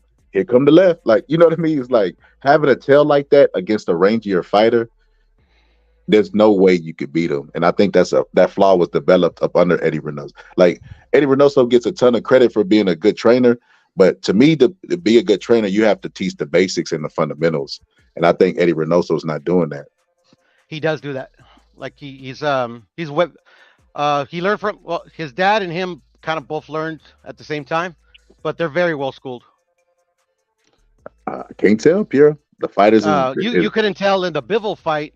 Especially in the Bivol fight, because I've been saying that since since the fight happened. Like, Canelo has never looked offensively bad as he did that day. So he looked like literally like Charlie Z probably could have a better fight offensively. No. I'm using hyperbole. Obviously. I'm using hyperbole. Charlie Z's gonna pop up with the smoke, man. Don't sub it that, man. No, but you just got to put it in perspective, Scholar. At least in my head.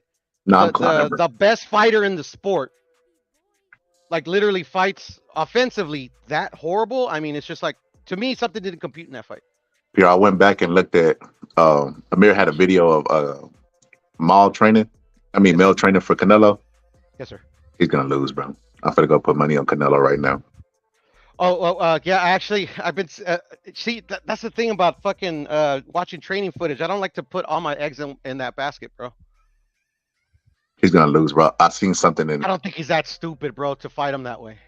He's gonna fight him exactly. No, I mean, when I looked at that, I seen his legs spread really far apart. I seen him trying to go to the smaller man's body, bringing his height down to the smaller man. These are things you can't do against Canelo. You get what I'm saying? And then I looked back and I seen Jamel with Castellano, and even though he knocked him out, he looked uncomfortable with the pressure, and I was like, oh shit. Who's better at applying effective pressure behind an active guard than Canelo? Well, Canelo gives you the illusion. He makes you fight when you don't want to fight, just with the illusion that he's going to do something. He'll come forward a lot of times and won't be doing nothing, but he'll have his guard high and force you into exchanges. And then when you feel like you have to fight him every second of every round, you get tired faster. That's why you see a lot of those fighters who like to fight, pop shot you and take a break here and there, tie you up, spin you, and get a break.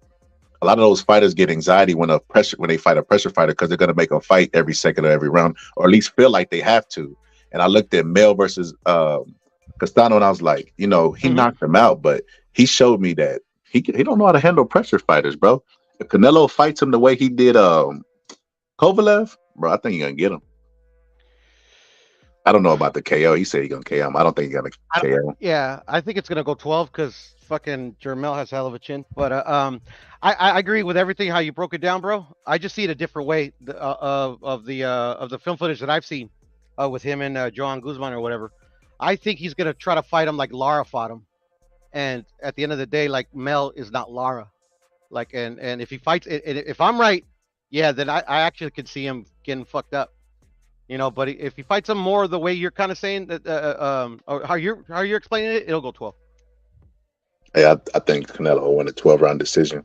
I think he'll make Mel very uncomfortable, and he'll catch him with a lot of ooh and ah shots because he's gonna bring his head down to him, and he has poor balance too. Go back and look at those training clips, and I'm gonna. So look, I thought Canelo was washed, right? I think Canelo's slipping. Because I think he did with the same thing Roy Jones did, where he went up and he came down too fast, and Roy Jones was never looked the same, right? But I'm not gonna lie, I've been impressed with the training that I've seen him do. Like he looks motivated, motherfucker. Like all that shit, he had all that energy for Taylor Plant. Like that shit, I was like, okay, he got the right mindset. He's definitely gonna be throwing punches with bad intentions. Like if he doesn't fatigue in the late rounds, like we've seen him do, like maybe the past 2 fights, it's gonna be hell for Mel because. Canelo, because he's gonna be applying the pressure, he's gonna know when to rest. Mel, because he likes to fight at a distance and a range, he's not gonna know when to rest. He's gonna feel like he has to fight every second of every round, and then he's gonna be bringing his height down to him. Whenever he was hitting the short man, I don't know the guy's name, but the trainer that he was working with when he was doing when he was throwing body work with him, notice how he was bringing his height down and he spread his feet really wide. He's gonna be stuck. I noticed that. He's not gonna be. Canelo's gonna catch and counter when he does that. Yeah, I think if I was Derek James or whoever the fuck is in his ear that he trusts, I would tell him to get in there and fight. I mean, like literally, like obviously don't fucking like fight like an idiot. Use all your use what got you there. But like literally at the end of the day, for Mel to beat Canelo, he's gonna have to beat the fight out of him. In my opinion, Mel's path to victory is make Canelo use his feet. But that's not Mel's style, though, brother. That's the thing. So he has to do 2 things. He has to keep his jab out there and manipulate Canelo's active guard, keep it busy so he's picking shots and not ready to punch. And he has to beat Canelo to a spot and counter with hard counter shots. If he could do those 2 things, he'll win. But can he do those 2 things? Yes, but I don't think he could do it for 12 rounds. I think eventually Canelo's gonna mow him down. You're pretty much saying that he should do what Bivol did in a sense. Bivol kept Bivol exposed the lead guard, keeping active, but Bivol didn't beat him to certain spots. I feel like Canelo forced him sometimes where he wanted him to go. I thought Canelo forced the pace the entire fight until like the real late rounds. And so look, if let's say Mel goes in there and he loses a fight, a really, really close fight. Let's say Canelo beats him by a round, but in that fight, he takes a ton of damage. Would you give Crawford credit for then going in there and beating him, possibly knocking him out? Yeah, I mean, I give all the fighters credit, but at the end of the day, like, everybody thinks I'm crazy, like, cause fucking, I guess fucking, well, anyways, fucking, forget all that. At the end of the day, yeah, I would give him credit, but at the end of the day, like when I finally like fucking probably get over like the, like the fucking what would you call it? Like the hangover of the fight, and like just look at it like for where it was. And if he beats him, like say he beats him easily, then I mean, yeah, I would give him credit. But I mean, like, yeah, this is what not. It's not like if Bud fights Jermel right now, I think Bud could beat him because of how he showed me how good he could be defensively against Spence. But I still think it's a tall task. But if Canelo beats every living shit out of him, but he does well for himself. Like you said, he only loses by a round. Then yeah, I mean, that'll always be that question mark. Like, what if he would have faced him before? At least in my head, what if he faced him before Canelo? So look, I love. I ain't gonna say I love. That's That's such a cliche word, but I like Bud a lot. Yeah. You know what I mean? I picked him to win and everything. I like I him too. don't know that he could go in there and dominate Mel like he did Spence. Well, I ain't even gonna say I don't know. He's not gonna dominate Mel like he did Spence. Mel is a No. bigger guy and he's more durable, and he punches just as hard, if not harder, than Spence. Like, I mean, he makes the same tactical flaws that Mel that Bud could take advantage of. But bro, he's not going in there walking over no Mel, bro. And here's the difference too between Mel and Spence. Like Mel, he just barely lost. Carlos already has lost, but in his loss, he didn't get the ever living shit beat out of him, and he learned from that experience. Like I'm not saying that that Arrow can't learn from this experience he just had, but that fucking one-sided ass kicking, bro, especially at his age and the way I don't know, like obviously like a lot of the fucking narratives that came out about the fucking brain injury, whatever the fuck. At the end of the day, bro, I mean, like for a fight that was like 5 years in the making, a 36-year-old champion that literally you guys beat the same quality of opposition. You could even you could even make the case, and I did make the case before the fight happened, that he fought better versions of the mutual opponents that they fought. At the end of the day, that didn't matter. Like that 36-year-old dude, like completely made you look like a fucking amateur. I mean, like to me, that doesn't really happen in the sport, not at that level. So Piero, I mean, but you had Bud at least top 3 pound for pound in your list, probably Yeah, of course. last I mean, 5 like years, when right? I'm trolling, I had them like 9, 7, or 8 or 9 and shit. You know, just to piss off the Bud sexuals, the Bud buddies. But yeah, I've had Canelo hasn't fell from number 1. You know, it's just like there's nobody that's done enough to unseat him. But no, I'm saying the point I'm making is he was at least top 3 in your pound for pound. Yeah, of course. He was always ahead of Spence, so nobody ever questioned if he was more talented. No. You had Spence ahead of him before the ass whooping. Well, that's the thing, because like literally, I gave Bud a lot of you could say points because of the undisputed, but I never thought the undisputed run was all that impressive. Like Indongo to me was, I mean, he was a good fighter. It's just like, you know, I just didn't think he was like that dude. Who else did he beat? I think Postal, was his most impressive win in my eyes. At the end of the day, I did have him in those top like 1, 2, 3, or 4, but I also had Spence, and that's because Spence like literally was dominating the welterweight division for a long time, and it wasn't even close. And I mean, the Sean Porter fight was close, but I always like rated Sean Porter high. So at the end of the day, until this ass whooping happened, like I mean, like this is when I like I can say, okay, like maybe I fucking overrated Spence a bit too much. Yeah, Pierre, I ain't never had Spence ahead of Bud on no pound for pound list. I don't care accomplishments or anything. Pound for pound is based off of skills, not accomplishments. It's part of the puzzle, but skills is a big part of the puzzle. That's why they came up with the list. Yeah, otherwise it would just be top 10 heavyweights. You didn't think Aerosmith was? You didn't think Aerosmith was skilled before you got his ass beat? Yeah, not more skilled than Bud. Okay, that's the thing though. Like I seen Bud have porous defense until this fight. Oh, actually, and then the Postal fight, he had decent defense. I don't know. It's just those like fuck these guys. I don't know, bro. It's kind of hard. I mean, it's still hard. I'm gonna keep it 100% honest. And forget any fighter that exists right now. Just those two dudes. They're hard to rate. Nah, I've always had. Bud's able to do more skill wise, meaning like he's able to switch. You know what I mean? He fought at welter. Bud is a small guy. I don't think Bud is. I think he's really a not welter. He's really a lightweight, but he's able to fight up because of his skills. Like Mayweather, they're really small guys, but they're able to put on weight and fight at 147. That's why Bud don't got no calorie restrictions. That's why you see him eating steak and potatoes and shit. Errol Spence over there eating 2 braids of grass and 3 peas because he's a bigger guy. Bud is a really small guy, but he's always had the skills to compete up at 147. So with that being said, he's more skillful than Bud, than Spence. I've never had Spence anywhere close to Bud on the pound for pound list. Like if anything, Spence would have probably made like 7 or 10 in my pound for pound list, but Bud would always be 2 or 3 slots ahead of him. So with that being said, because probably the last 5 years, Bud has at least been least number 1 or 2 on my pound for pound list. He did what he was supposed to do to somebody because he's ranked up. I ranked him on the pound for pound list based off what he did at welterweight.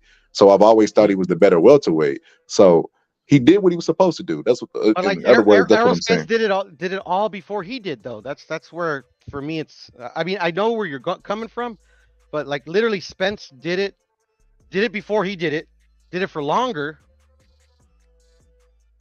I mean, at the end of the day, we're hindsight's 2020. We all know that like literally like Spence is like you were 100% right. I mean, at the time before the fight happened, you couldn't say that beyond the shadow of a doubt. I mean, you probably could, you probably did, but at the end of the day, like until they fight in there, bro. I mean, it's just I don't know. Maybe that's just me, and maybe that's something I need to like change in the way I view boxing.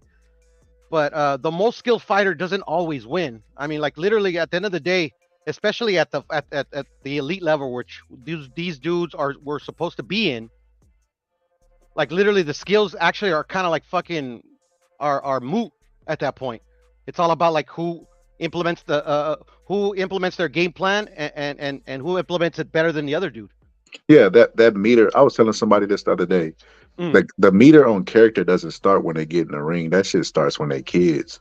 Shit, I ain't gonna say, but one of my close friends sent me a video of Bud's mom and how she treated him, and she was like, "Yeah, I used to pay the kids in the neighborhood to fight them and say y'all would Bud, I'll give y'all money." And the video was titled, "How the fuck could Spitz ever beat this malpractice?" His mom doing malpractice to him as a kid. I started laughing, but I started thinking about it. I'm like, bro, it's true. If you go look at any documentary with Bud and his mom, you understand why he has this Michael Jordan, mentality where everybody is against him and he got a chip on his shoulder and he making people apologize. You understand all of that shit. It's because of the way his mom raised him. Like, Errol Spence, I don't know his story, but I'm pretty sure it wasn't nothing close to what Bud had to endure. Meaning this, the meter on what they could endure started when they was a kid. This motherfucker got shot in the head and everything. Like, even if Spence had went in there and knocked him down, he would have got up and performed because that's his character. That's what he used to. That's all he know. That's why he don't even cry after fights, bro. That man borderline psycho, bro. I mean, I mean, I don't know about the crying thing. I'm like, I don't think that's a big deal because shit, my dad used to clown me when I used to cry when my mama died and shit. That's just the type of my dad just didn't believe in crying or whatever. But anyways, that's not here nor there. I get what you're saying. Though, Scholar. I mean, but that shapes you to who you are. So if Puro won a championship fight and didn't cry, it's because the meter started on when you was a kid of what you know what I mean?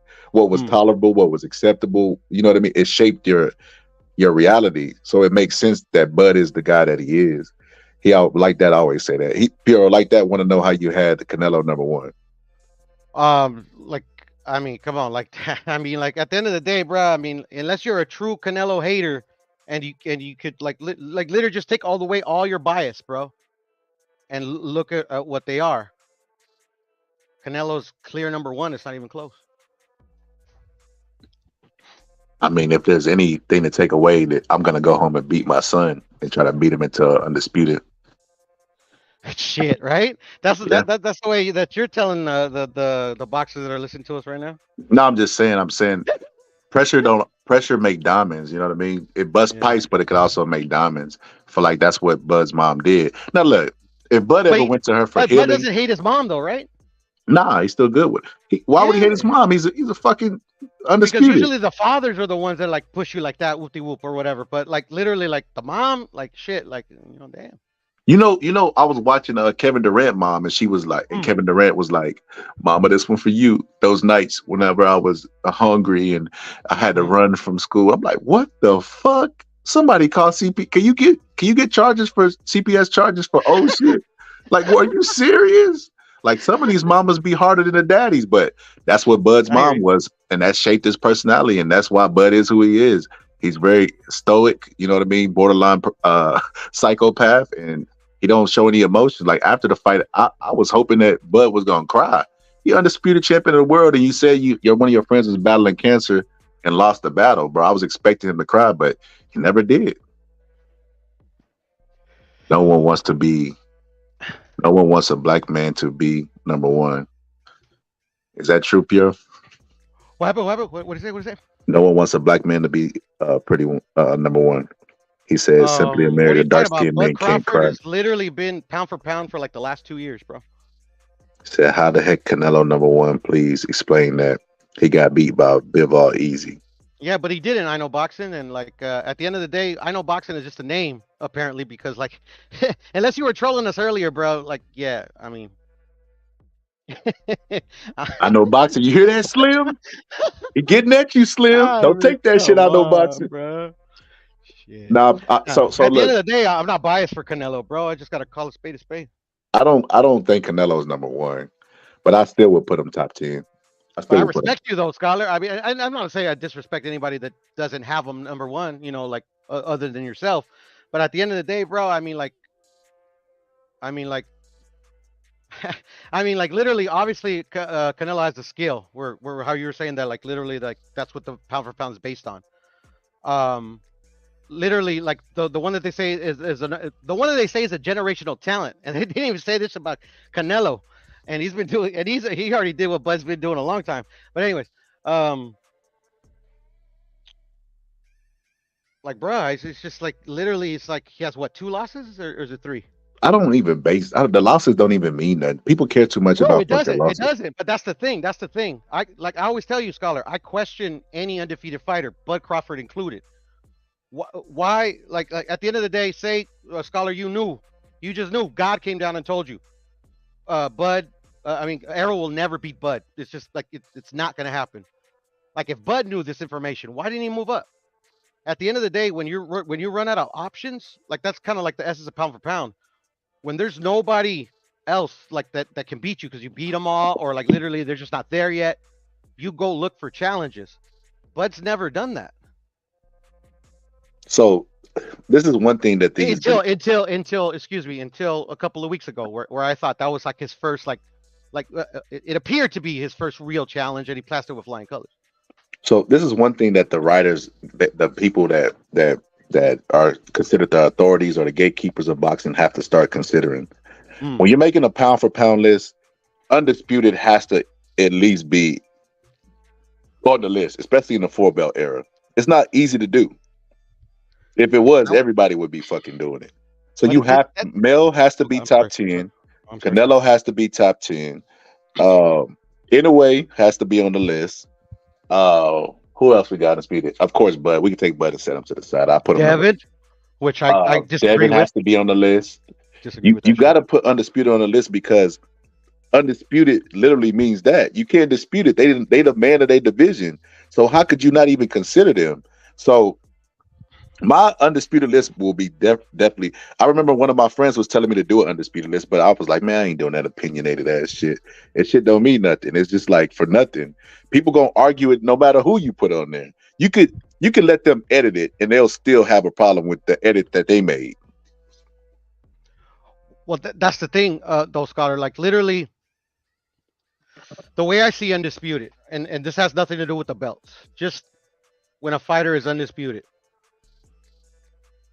it's that there's literally nobody else that can have a dispute in beating you. Devin Haney, to me, is not their pound for pound yet because there's still a lot of challenges for him, especially because he has such a young career. Like Bud, he's already 36. He's got, I think, what is he, 40-0, 50-0? What is he? Bud, yeah. He's 30 something now. 30, maybe 35. Because I remember they was asking, was he going after Floyd's record? He might be 39. I think it's 40-0 actually. But anyways, so Bud he's already at 40-0. He's 36. He's kind of at the end of the line. But literally in his weight division, like he literally beat all the dudes that Errol beat. Literally the last fucking guy for him to beat in his particular vision at the time was Errol Spence. He just beat him. So to me, that's like even if you didn't have a belt, like Bud is the essence of undisputed at that weight at that weight division. Fucking a lot of people think Tank will beat Haney. A lot of think Shakur will beat Haney. Like to me, like that's what I kind of mean. Where it's like undisputed is just so diluted nowadays. Like people can't even sit down and tell you what, why like I know you could explain it, Scholar, but like most people couldn't tell you why Devin should be on the pound for pound list because he's undisputed. Like you could give, I'm sure, I'm 100% positive you could give me a plausible and a very fucking believable reason why he should be on the pound for pound list, and that's cool. I know you know your shit, but at the end of the day, I don't think most can't, and I think I don't know. I don't know if I'm making any sense. Yeah, they still putting Loma on the fucking pound for pound Yeah, list. that's stupid, bro. Like I thought that was the stupidest shit ever. I'm gonna let y'all talk sleep. Pure has the What's that, type brother? of voice that can keep me up all day. Ha ha ha. You say you got a What good happened? voice, I think, Pure. Oh, thank you, appreciate it. But yeah, Pure. So What's up? yeah, man, that's why I don't do that pound for pound shit. They still putting fucking Lomachenko. When I see Lomachenko in a pound for pound, I always think it's dated. I'm like, oh, this must be like 2017. Like, no, it's a current 2023 list. I'm like, what the fuck are they doing, bro? Like, I get it, losses don't make you, but it's like, bro, don't he got like 3 back? No, he got 1 loss, one close fight against his sparring partner, and then another loss for undisputed. And then he's older. Like, how are they still rating this man pound for pound? I have no idea. Yeah, I'm I just don't as know either, lost as bro. everybody else. I don't know. I mean, I don't know how they ever had him number 1 pound per pound. To be honest, Scholar. He was good. He was good. I He's would very understand good, but the number argument for 1, him being number 1, but I never agreed with it. I always thought it was Andre Ward or Crawford. Always. I would have picked them over Lomachenko. Yeah, definitely. That's why I was like, I just never agreed with him being number 1. But obviously I think he's good. I thought he beat Devin. I remember Teddy Atlas told Bud to his face that he wasn't number 1. Do you remember that? Nah, I don't. Yes. Teddy Atlas told Bud that shit. Yeah, he told him and Andre Ward. This Then when he's Andre so Ward full was of still shit, then, boxing. bro. He's so full of shit. He just came out with a video talking about like how Crawford's been disrespected by all the media and everybody, but he's always stood by him and shit. Man, he's so full of. That's hilarious. I'm gonna find that clip and put it next to him.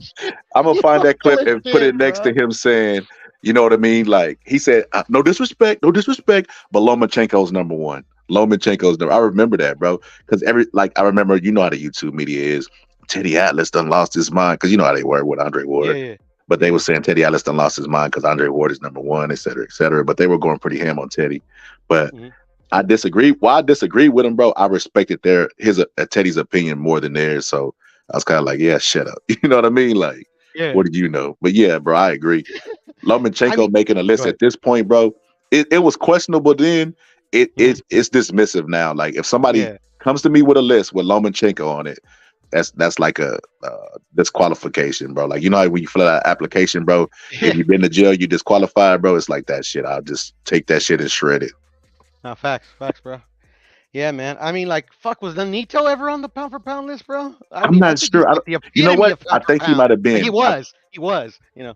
I think when he knocked out Darchinian, he might have been. I think he might have been. I don't remember. Because Teddy Atlas was hating on Nonito. I remember Teddy Atlas did a video when he knocked out Darchinian. It was Darchinian. I can't remember. It was a hell of a knockout though. When he knocked it could have been Darchinian or Montiel.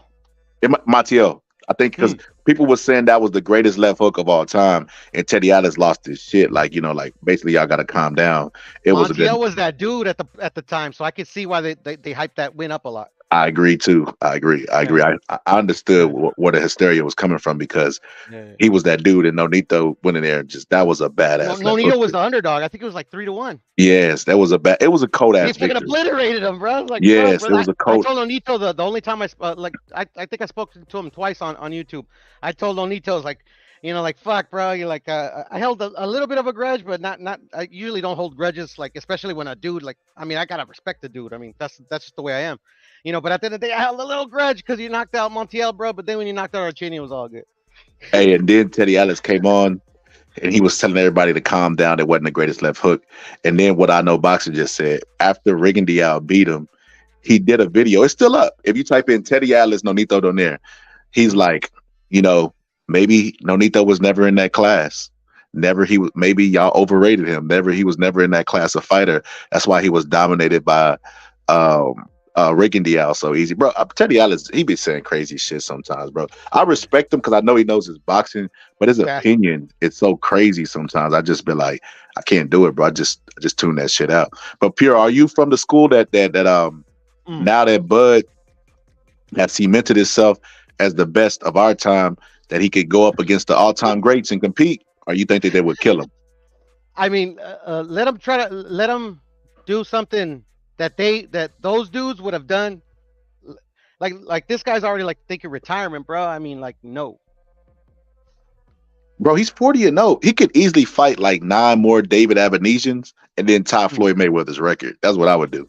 Yeah. No, at the end of the day, like he's already a generational talent, and we're in the social media age. We're not in the age where like back in the days, like the 90s, 2000s, even Floyd's era. Like everybody like erroneously says that like the social media era made Floyd what he was, and that's not true. You know, but at the end of the day, like he's in the social media era. They've already crowned him. They've already casted his fucking fists in Canastota, bro. So I mean, like, bro, why is he even fighting, bro? He's already the fucking greatest of his era, greatest of his generation, better than Floyd Mayweather, better than Canelo, better than fucking who else was very good in the past 20 years? So better than Nolito, better than fucking when I watched the bro. parade stuff, I said, Bud's not leaving, bro. I had a conversation with my boy Bo. I said, Bo, he's not gonna leave. He's like, why you think that? And this is the thing. All the people who was having a 9-9 boo-boo moment with Bud winning, y'all better be careful, because Father Time undefeated and boxing is unforgiving. There's too many times I've seen great champions with good genetics, really, really good in the sport. Sugar Ray, Muhammad Ali, they stick around too long because one thing that's more addicted than money is fame. Like me and All Positive was saying, people would rather be broke and famous than rich and not known. And that's why they say fame is a drug. So with that being said, Bud has worked his entire career where the boxing community has respected him. Some disrespected him, but most respected him. But he never had that superstar status. This motherfucker doing parades now. This motherfucker is shit. He finna be on Jay Leno, Oprah, all that shit. I wouldn't be surprised to see him walk out on Oprah or Ellen DeGeneres come out dancing doing this C-walk shit. But he's reached a new level of fame. I don't think he could say retirement, but Floyd wanted to retire a long time too, but they kept putting them zeros at the end. You know what I mean? Them zeros talk.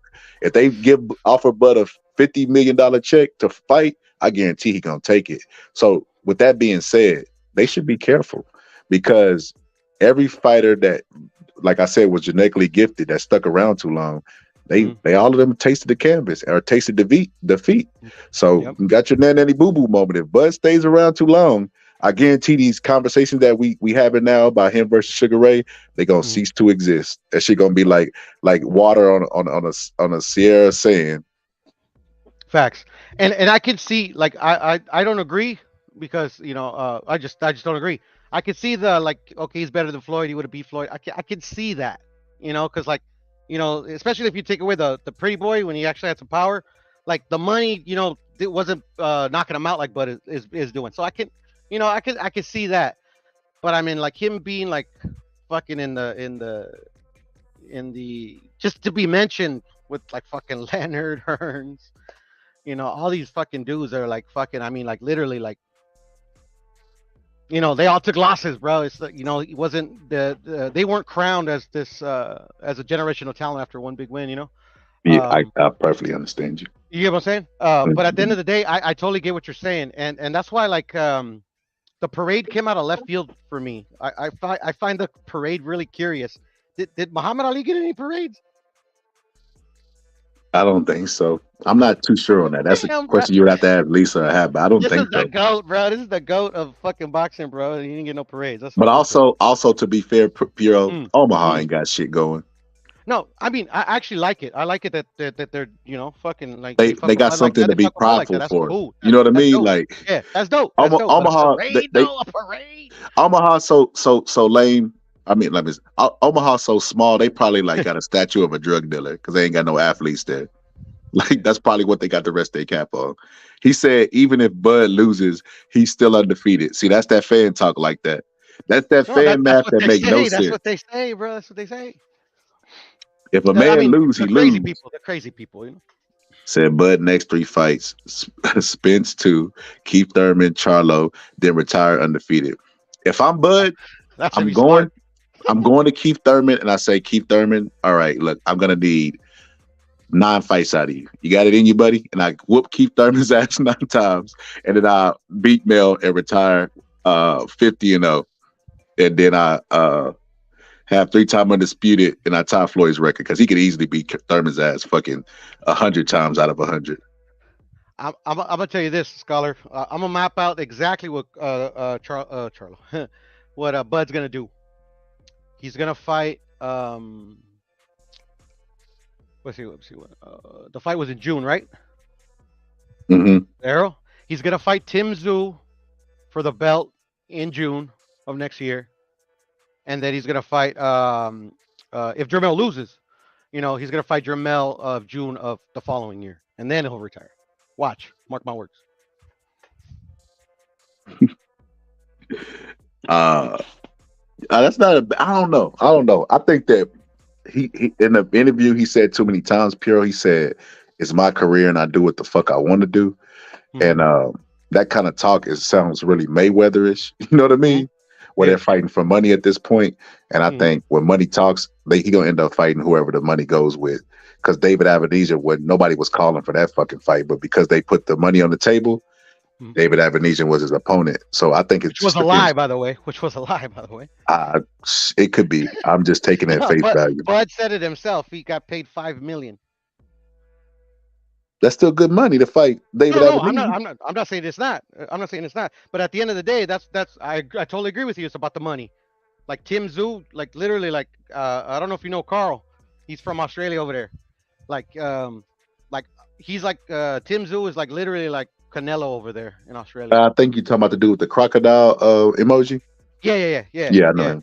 Like literally Tim Tszyu because of his dad and because obviously they're backing him because of his dad and shit. His dad was dope.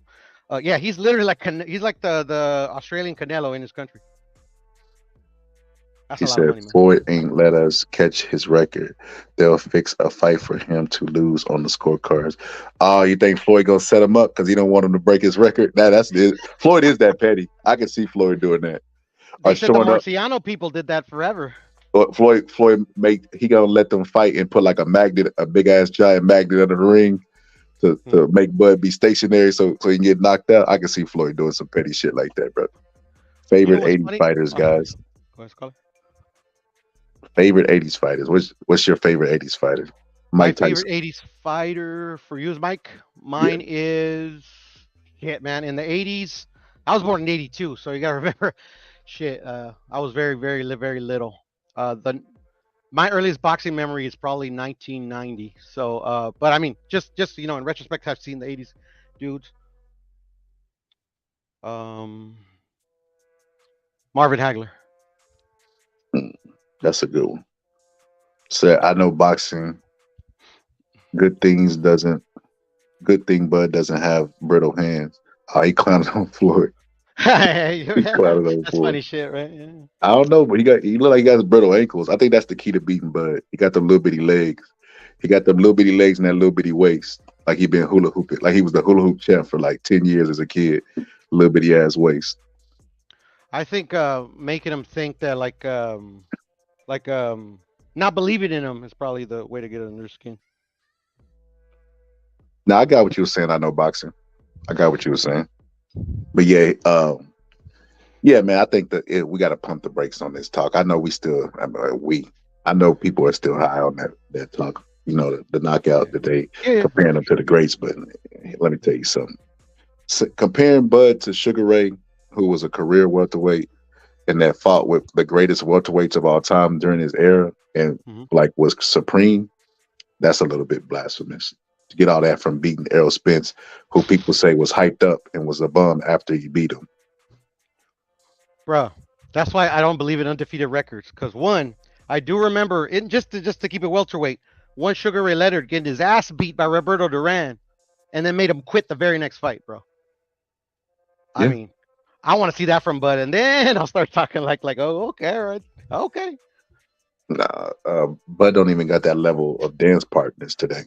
I know, that's the thing. At the end of the day, that's like there's just like so much shit that goes into what can make you an all-time great, generational talent, all that bullshit. That we could be 100% right, or we could be fucking full of shit, Scholar. We don't know until their careers over. Because at the end of the day, he's still active, bro. He's an active boxer, bro. We don't know what's gonna happen tomorrow. He said Sugar Ray was a dummy. I know, Boxer, you trolling, bro. Hi, man. Yeah. If anything, Scholar, I gotta run, bro. Real quick. If you're still on, I'll jump on in like half I'm an hour. gonna say, yeah, I'm gonna say this and wrap it up. I might go members only, but yeah, all right. Okay, cool. Thanks, Scholar. I'll see you in a bit if you're still on. I know boxing. If you look at Sugar Ray's career, he was the first. He gave Floyd Mayweather the blueprint of how to handle your career and what to do. Because if you look at Floyd, he was smart in the ring and outside the ring, meaning like he was gonna make the most amount of money with the equal to least amount of risk. He wasn't gonna take it when it was complete risk. If you look at Sugar Ray, how he fought Roberto Durant immediately because he said he knew Roberto Durant would be partying. He said the silent part out loud. That's smart shit. You're gonna fight a guy who just beat you because you know he's gonna be partying. You fight him right after the fight to give yourself the best chance so you get that victory over him. That's smart. You look at what he did with the retirement shit. Floyd did the exact same thing with his retirements. If you look at when he fought John the Beast Mugabe, he didn't just fight John the Beast Mugabe Marvin Hagler right away. He followed Marvin Hagler, waited for him to fight John the Beast Mugabe and look vulnerable, and then he fought him because he had a press conference. I have this clip on my page where he announced that he was going to fight John the Beast. I keep saying John the Beast Mugabe. He was going to fight Marvin Hagler, and then he said, unfortunately, a fight between me and this great champion won't happen. And everybody like, why would you hold a press conference where celebrities are there and it's star-studded? Like everybody thinks you're going to make an announcement where you're going to be fighting the fight that everybody wants you to fight and see, the fight of the century. And then you come up on the mic and say, unfortunately, a fight between me and this great champion won't happen. He literally trolled America, followed Marvin Hagler around, waited for him to look vulnerable and slip skill-wise, and then fought him. That's genius. That's genius. He said Bud had the most legitimate undefeated record in the last 40 years.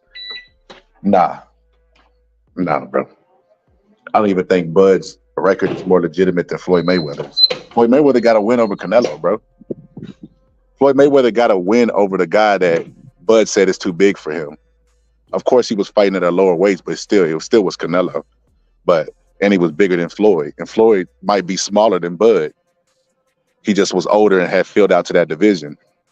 Said Ray Leonard brawl when he should have boxed. That's why he got that eye messed up. I'm from D.C., the area Ray Leonard was from. Man, Ray Leonard must owe you money or something. I know boxing. Ray Leonard was fucking cold. Ray Leonard was he was the term that they always say, boxer puncher. That was Ray Leonard, where he could slug you, but he could also box and he could hit you with counter shots and send you to Elvis, send you to go hang with Elvis. Ray Leonard was fucking cold. Leonard and Hagler both ducked Mike McCallum. I mean, I've heard Mike McCallum say that before, but if you ask, so we already know this, I know boxing. Every one of our daddies say they could beat Michael Jordan in their prime. They say they punched harder than Mike Tyson in their prime. Everybody that's past their prime is going to be their hero in their own book, and they are always talking hyperboles. So that being said, you ask an older fighter if why the fights didn't happen, they going to always say the opposition to duck them. It was never them ducking the opposition. It's always the opposition ducked them, or the promoter didn't want them to fight them. They try to protect them. It's going to always be a story to make them be the hero, essentially, is what I'm saying. But yeah, I know, Boxer, you hating on Ray Leonard, man. Ray Leonard was he was a smart fighter, cold in a motherfucker. If Ray Leonard was around now with the Pepsi endorsements and all that shit, he'd be a gazillionaire. He'd have so much fucking money. He would write checks and make the bank bounce. Said, I'm from that era, Slim. I remember when that happened. Said, oh, Puro left. Yeah, Puro had something to do. He said, Floyd fought Canelo at 152. Tell Canelo to drop down to 152 and see what Bud does to him. Canelo was younger and smaller than him, bro. He's grown. His body has gotten bigger. He can't make that weight. But even at Canelo at 152 was still a dangerous Canelo, especially fighting a smaller guy in Floyd. I was actually surprised that he took that fight when he did. It was surprising to me because Floyd was known as a guy who would take a fight that had maximum amount of reward and a little bit of risk. So when he fought Canelo, everybody was like, "What the fuck are you doing, Floyd?" I remember Teddy Atlas picked Canelo to win. A lot of people were picking Canelo to win. So I mean, the hindsight, it looked dumb because you know the results, but back then it wasn't crazy to say Canelo was going to beat Floyd, even though it was a catchweight. Yeah, like I said, I was surprised he even took that fight with those brittle hands. I was like, damn, how Floyd gonna keep him off of him? But Floyd does what Floyd do. That's why I say Floyd has the better record out of Bud's, bro. Floyd has better wins and better opposition at that weight. Like I said, I believe Floyd was really a lightweight, but he could fight up to welterweight because of his skills. And it's the same thing with Bud. But I think Bud might be bigger than, well, he's obviously bigger and stronger. Look at the weights that he was lifting. Floyd couldn't lift that much weight, but Floyd had brittle hands because he was fighting so much above his natural weight.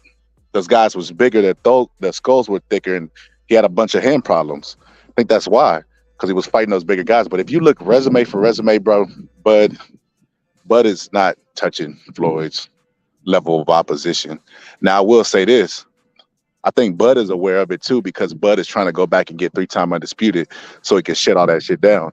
Now, if he get 3-time undisputed, there would be nothing to dispute. That's why it's called undisputed.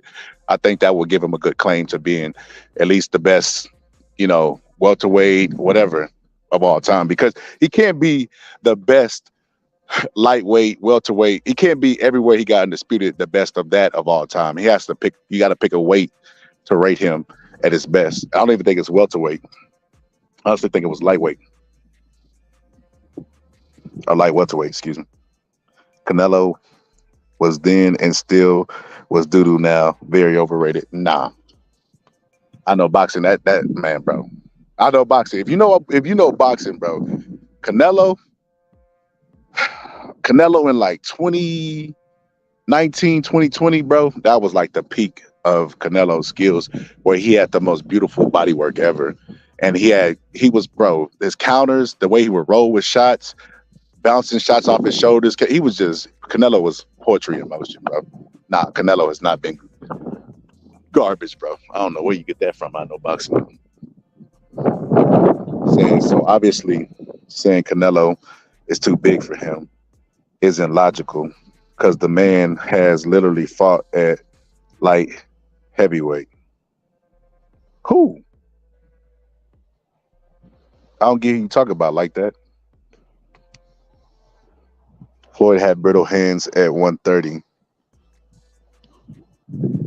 Yeah, I don't. Do you think that Floyd fighting up in weight helped his hands, or you think it hurt him?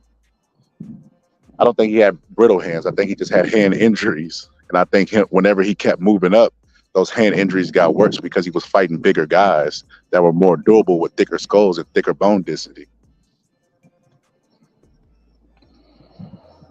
Said 2019, 2020, when he fought Rocky Fielding, he yielded him.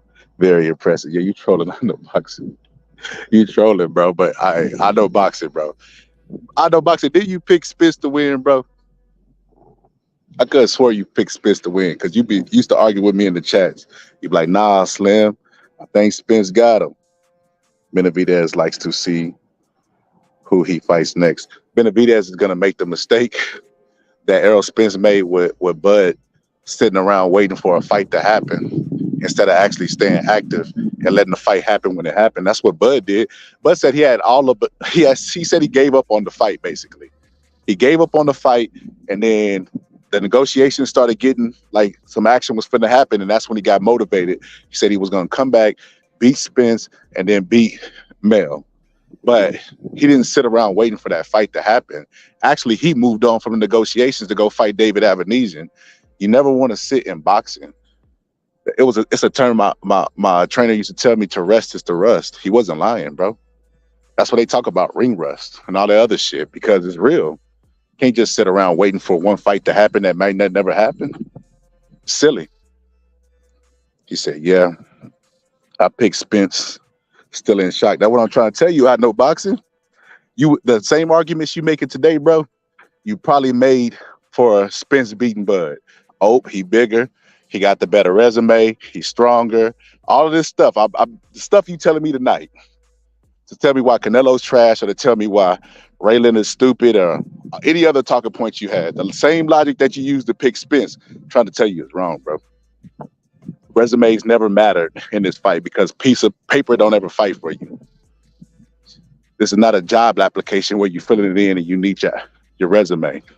Resumes don't mean shit in boxing. Tyson beat a whole bunch of people who was way more experienced than he was. And he beat them fairly easy also. So resumes, while they do mean something, they don't mean everything. It's like a small percentage of the pie. Might not even be over 7%. Said, bro, when Floyd fought Canelo hadn't fought no higher than junior middleweight, which is 154. But if Bud fights Canelo now, Canelo has fought at lightweight since then. It's a difference. So you think Canelo being 30 plus years old, hadn't fought in that weight in a long time, coming back down would be fair to Canelo? Bro, that's what I call this Bud Mania. I know boxing, Slim. This is what you call Bud Mania right here. This is why in the chats, when they start talking about Bud, all I start doing is putting Bud jokes. Matter of fact, type your best Bud joke. I said Bud Crawford cries. Bud Crawford's tears is a cure to cancer, but too bad he never cried. God said, "Let there be light," and Bud Crawford said, "Say please," because they're starting to talk about this man as if he's a superhero or something. Even when he comes out and said, Canelo's too big, you know what the fans say? Ah, shut up. You can kick his ass. Said Benavidez is supposed to be fighting Andrade next. I know boxing, and that's a smart fight for him. Boo Boo has always been food waiting to be chewed, but he's not. I don't know if he's demanding too much money or if he was waiting for that Canelo fight, but he never got chewed by somebody on the upcome. Because Canelo, people always say Canelo ducked Boo Boo Andre. And my response to that is, why would he duck a guy who he could beat 6 days of the week and twice on Sunday? It doesn't make any sense. Boo Boo is not a really skilled guy. Now, as much skills as you think Canelo don't got, I know boxing, shit, I guarantee you, Boo Boo has that minus 20. Because Canelo is twice the fighter that Boo Boo Andre is, in my personal opinion. Boo Boo is that. He chose the correct name. Like, talk about picking your names right. Boo Boo is a good name for him because I feel like he's trash. Like, he's shit. Said Floyd. Hold on. Said Floyd had brittle hands because Senior also had hand issues. Maybe he had punch issues. Maybe it was because he didn't punch correctly. Maybe that's what it is. And his daddy taught him from a young age. Could be density, could be a combination of both. But I'm telling you this, no matter what the logic is that you come up with, I guarantee him fighting the bigger guys, being a smaller guy. Go back and look at the interview he had with Fight Hype. He literally said that he ate a steak and like basically kind of like pigged out the night before and still didn't make the weight for the Canelo fight. Like, he weighed way under, even though it was a catch weight. He couldn't even meet his own catch weight that he came up with because he's such a small guy. It can't be good punching on guys who are more bigger and durable than you and have bigger bones than you. You're punching the skull. Everybody knows the skull is the thickest part of your body. And Floyd Mayweather's punching on that. So no matter what the logic or theory that you come up with, that can't be good for his hands. That's what I'm saying. I know boxing put laughing emojis. But yeah, I know boxing. All I do at this point when I start hearing that Bud Mania is start trolling. Because I can't help, because I already know in their mind Bud could do everything. Like, I bet you if I make a post tomorrow like Bud and AJ are in negotiations, they're gonna go and comment up under my post and be like, man, AJ gonna get killed. Bud the GOAT. Bud could do this. I'm like, oh my God. I can't do the Bud Mania, man. It's good for boxing though. Like I said, Bud is on a new level with that win. He's doing talk shows. TikTok is going crazy. Shit, my Bud videos I drop is going crazy.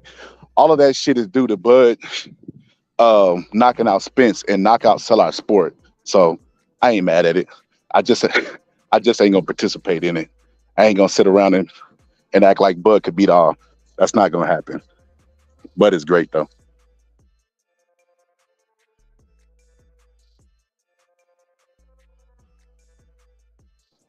He said, no, I'm saying you can't compare when Floyd fought Canelo because he only fought at junior middleweight.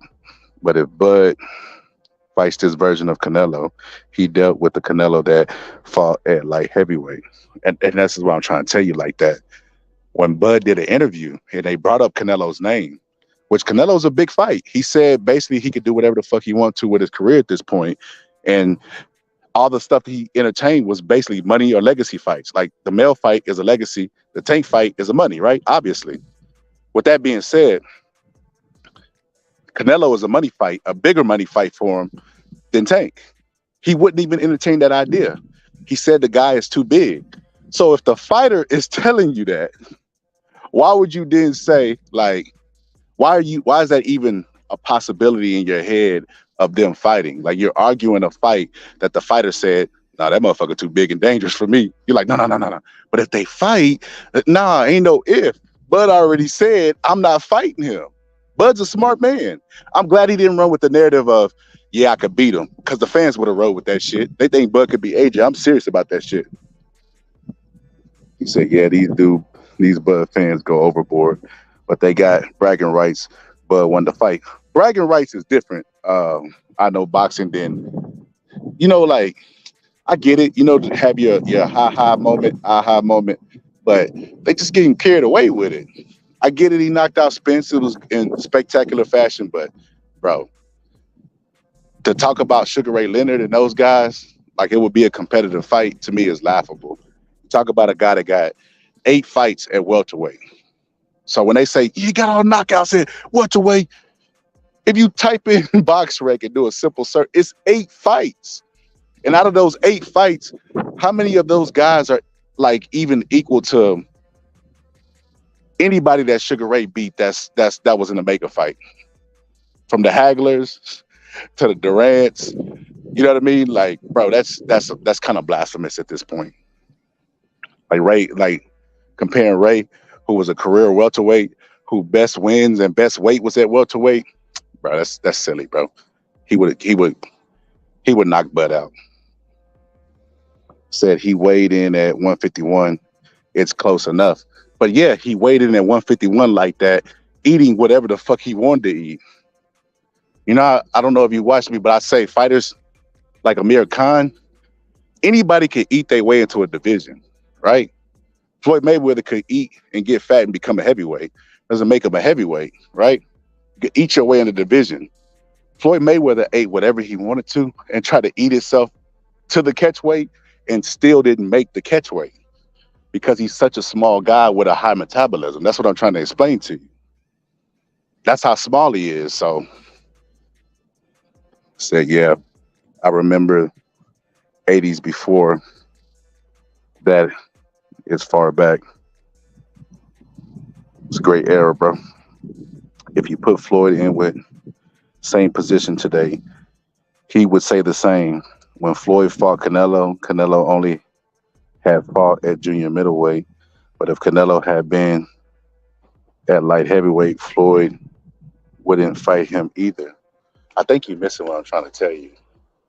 Like that. What I'm trying to tell you is Floyd Mayweather is a small guy, right?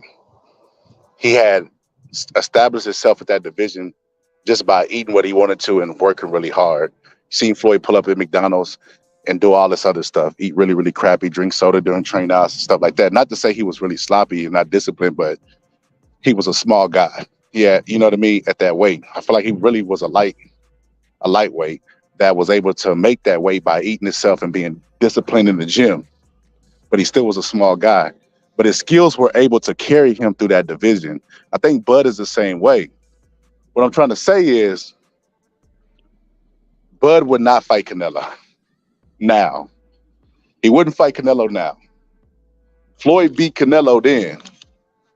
I don't think so. So basically, what you're trying to tell me is you think Canelo would fight Bud right now at that catch weight that Floyd fought him at.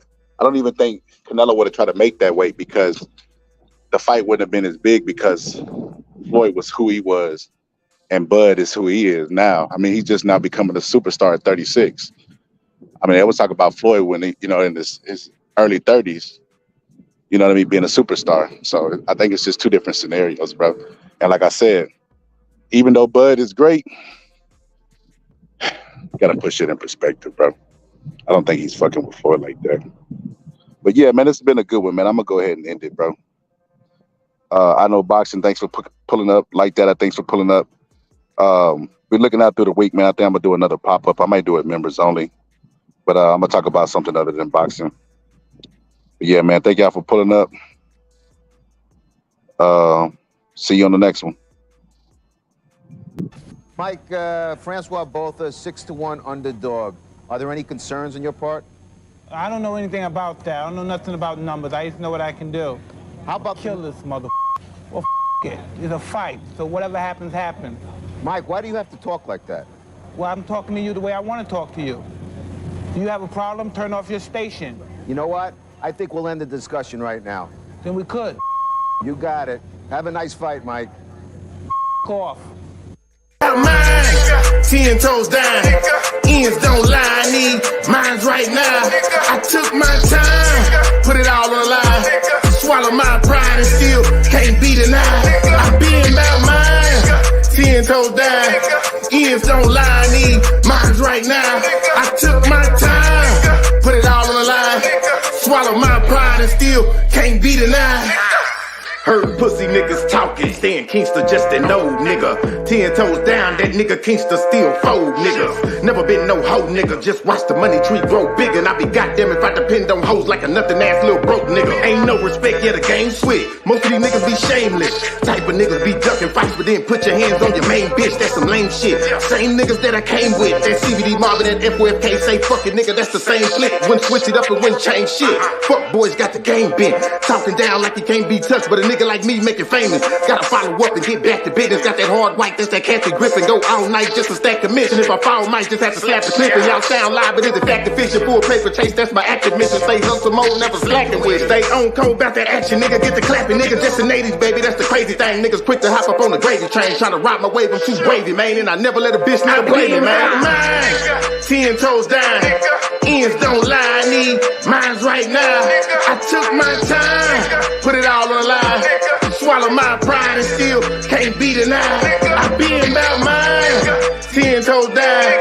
Ends don't lie, I need mines right now. I took my time, put it all on the line. Swallow my pride and still can't be denied.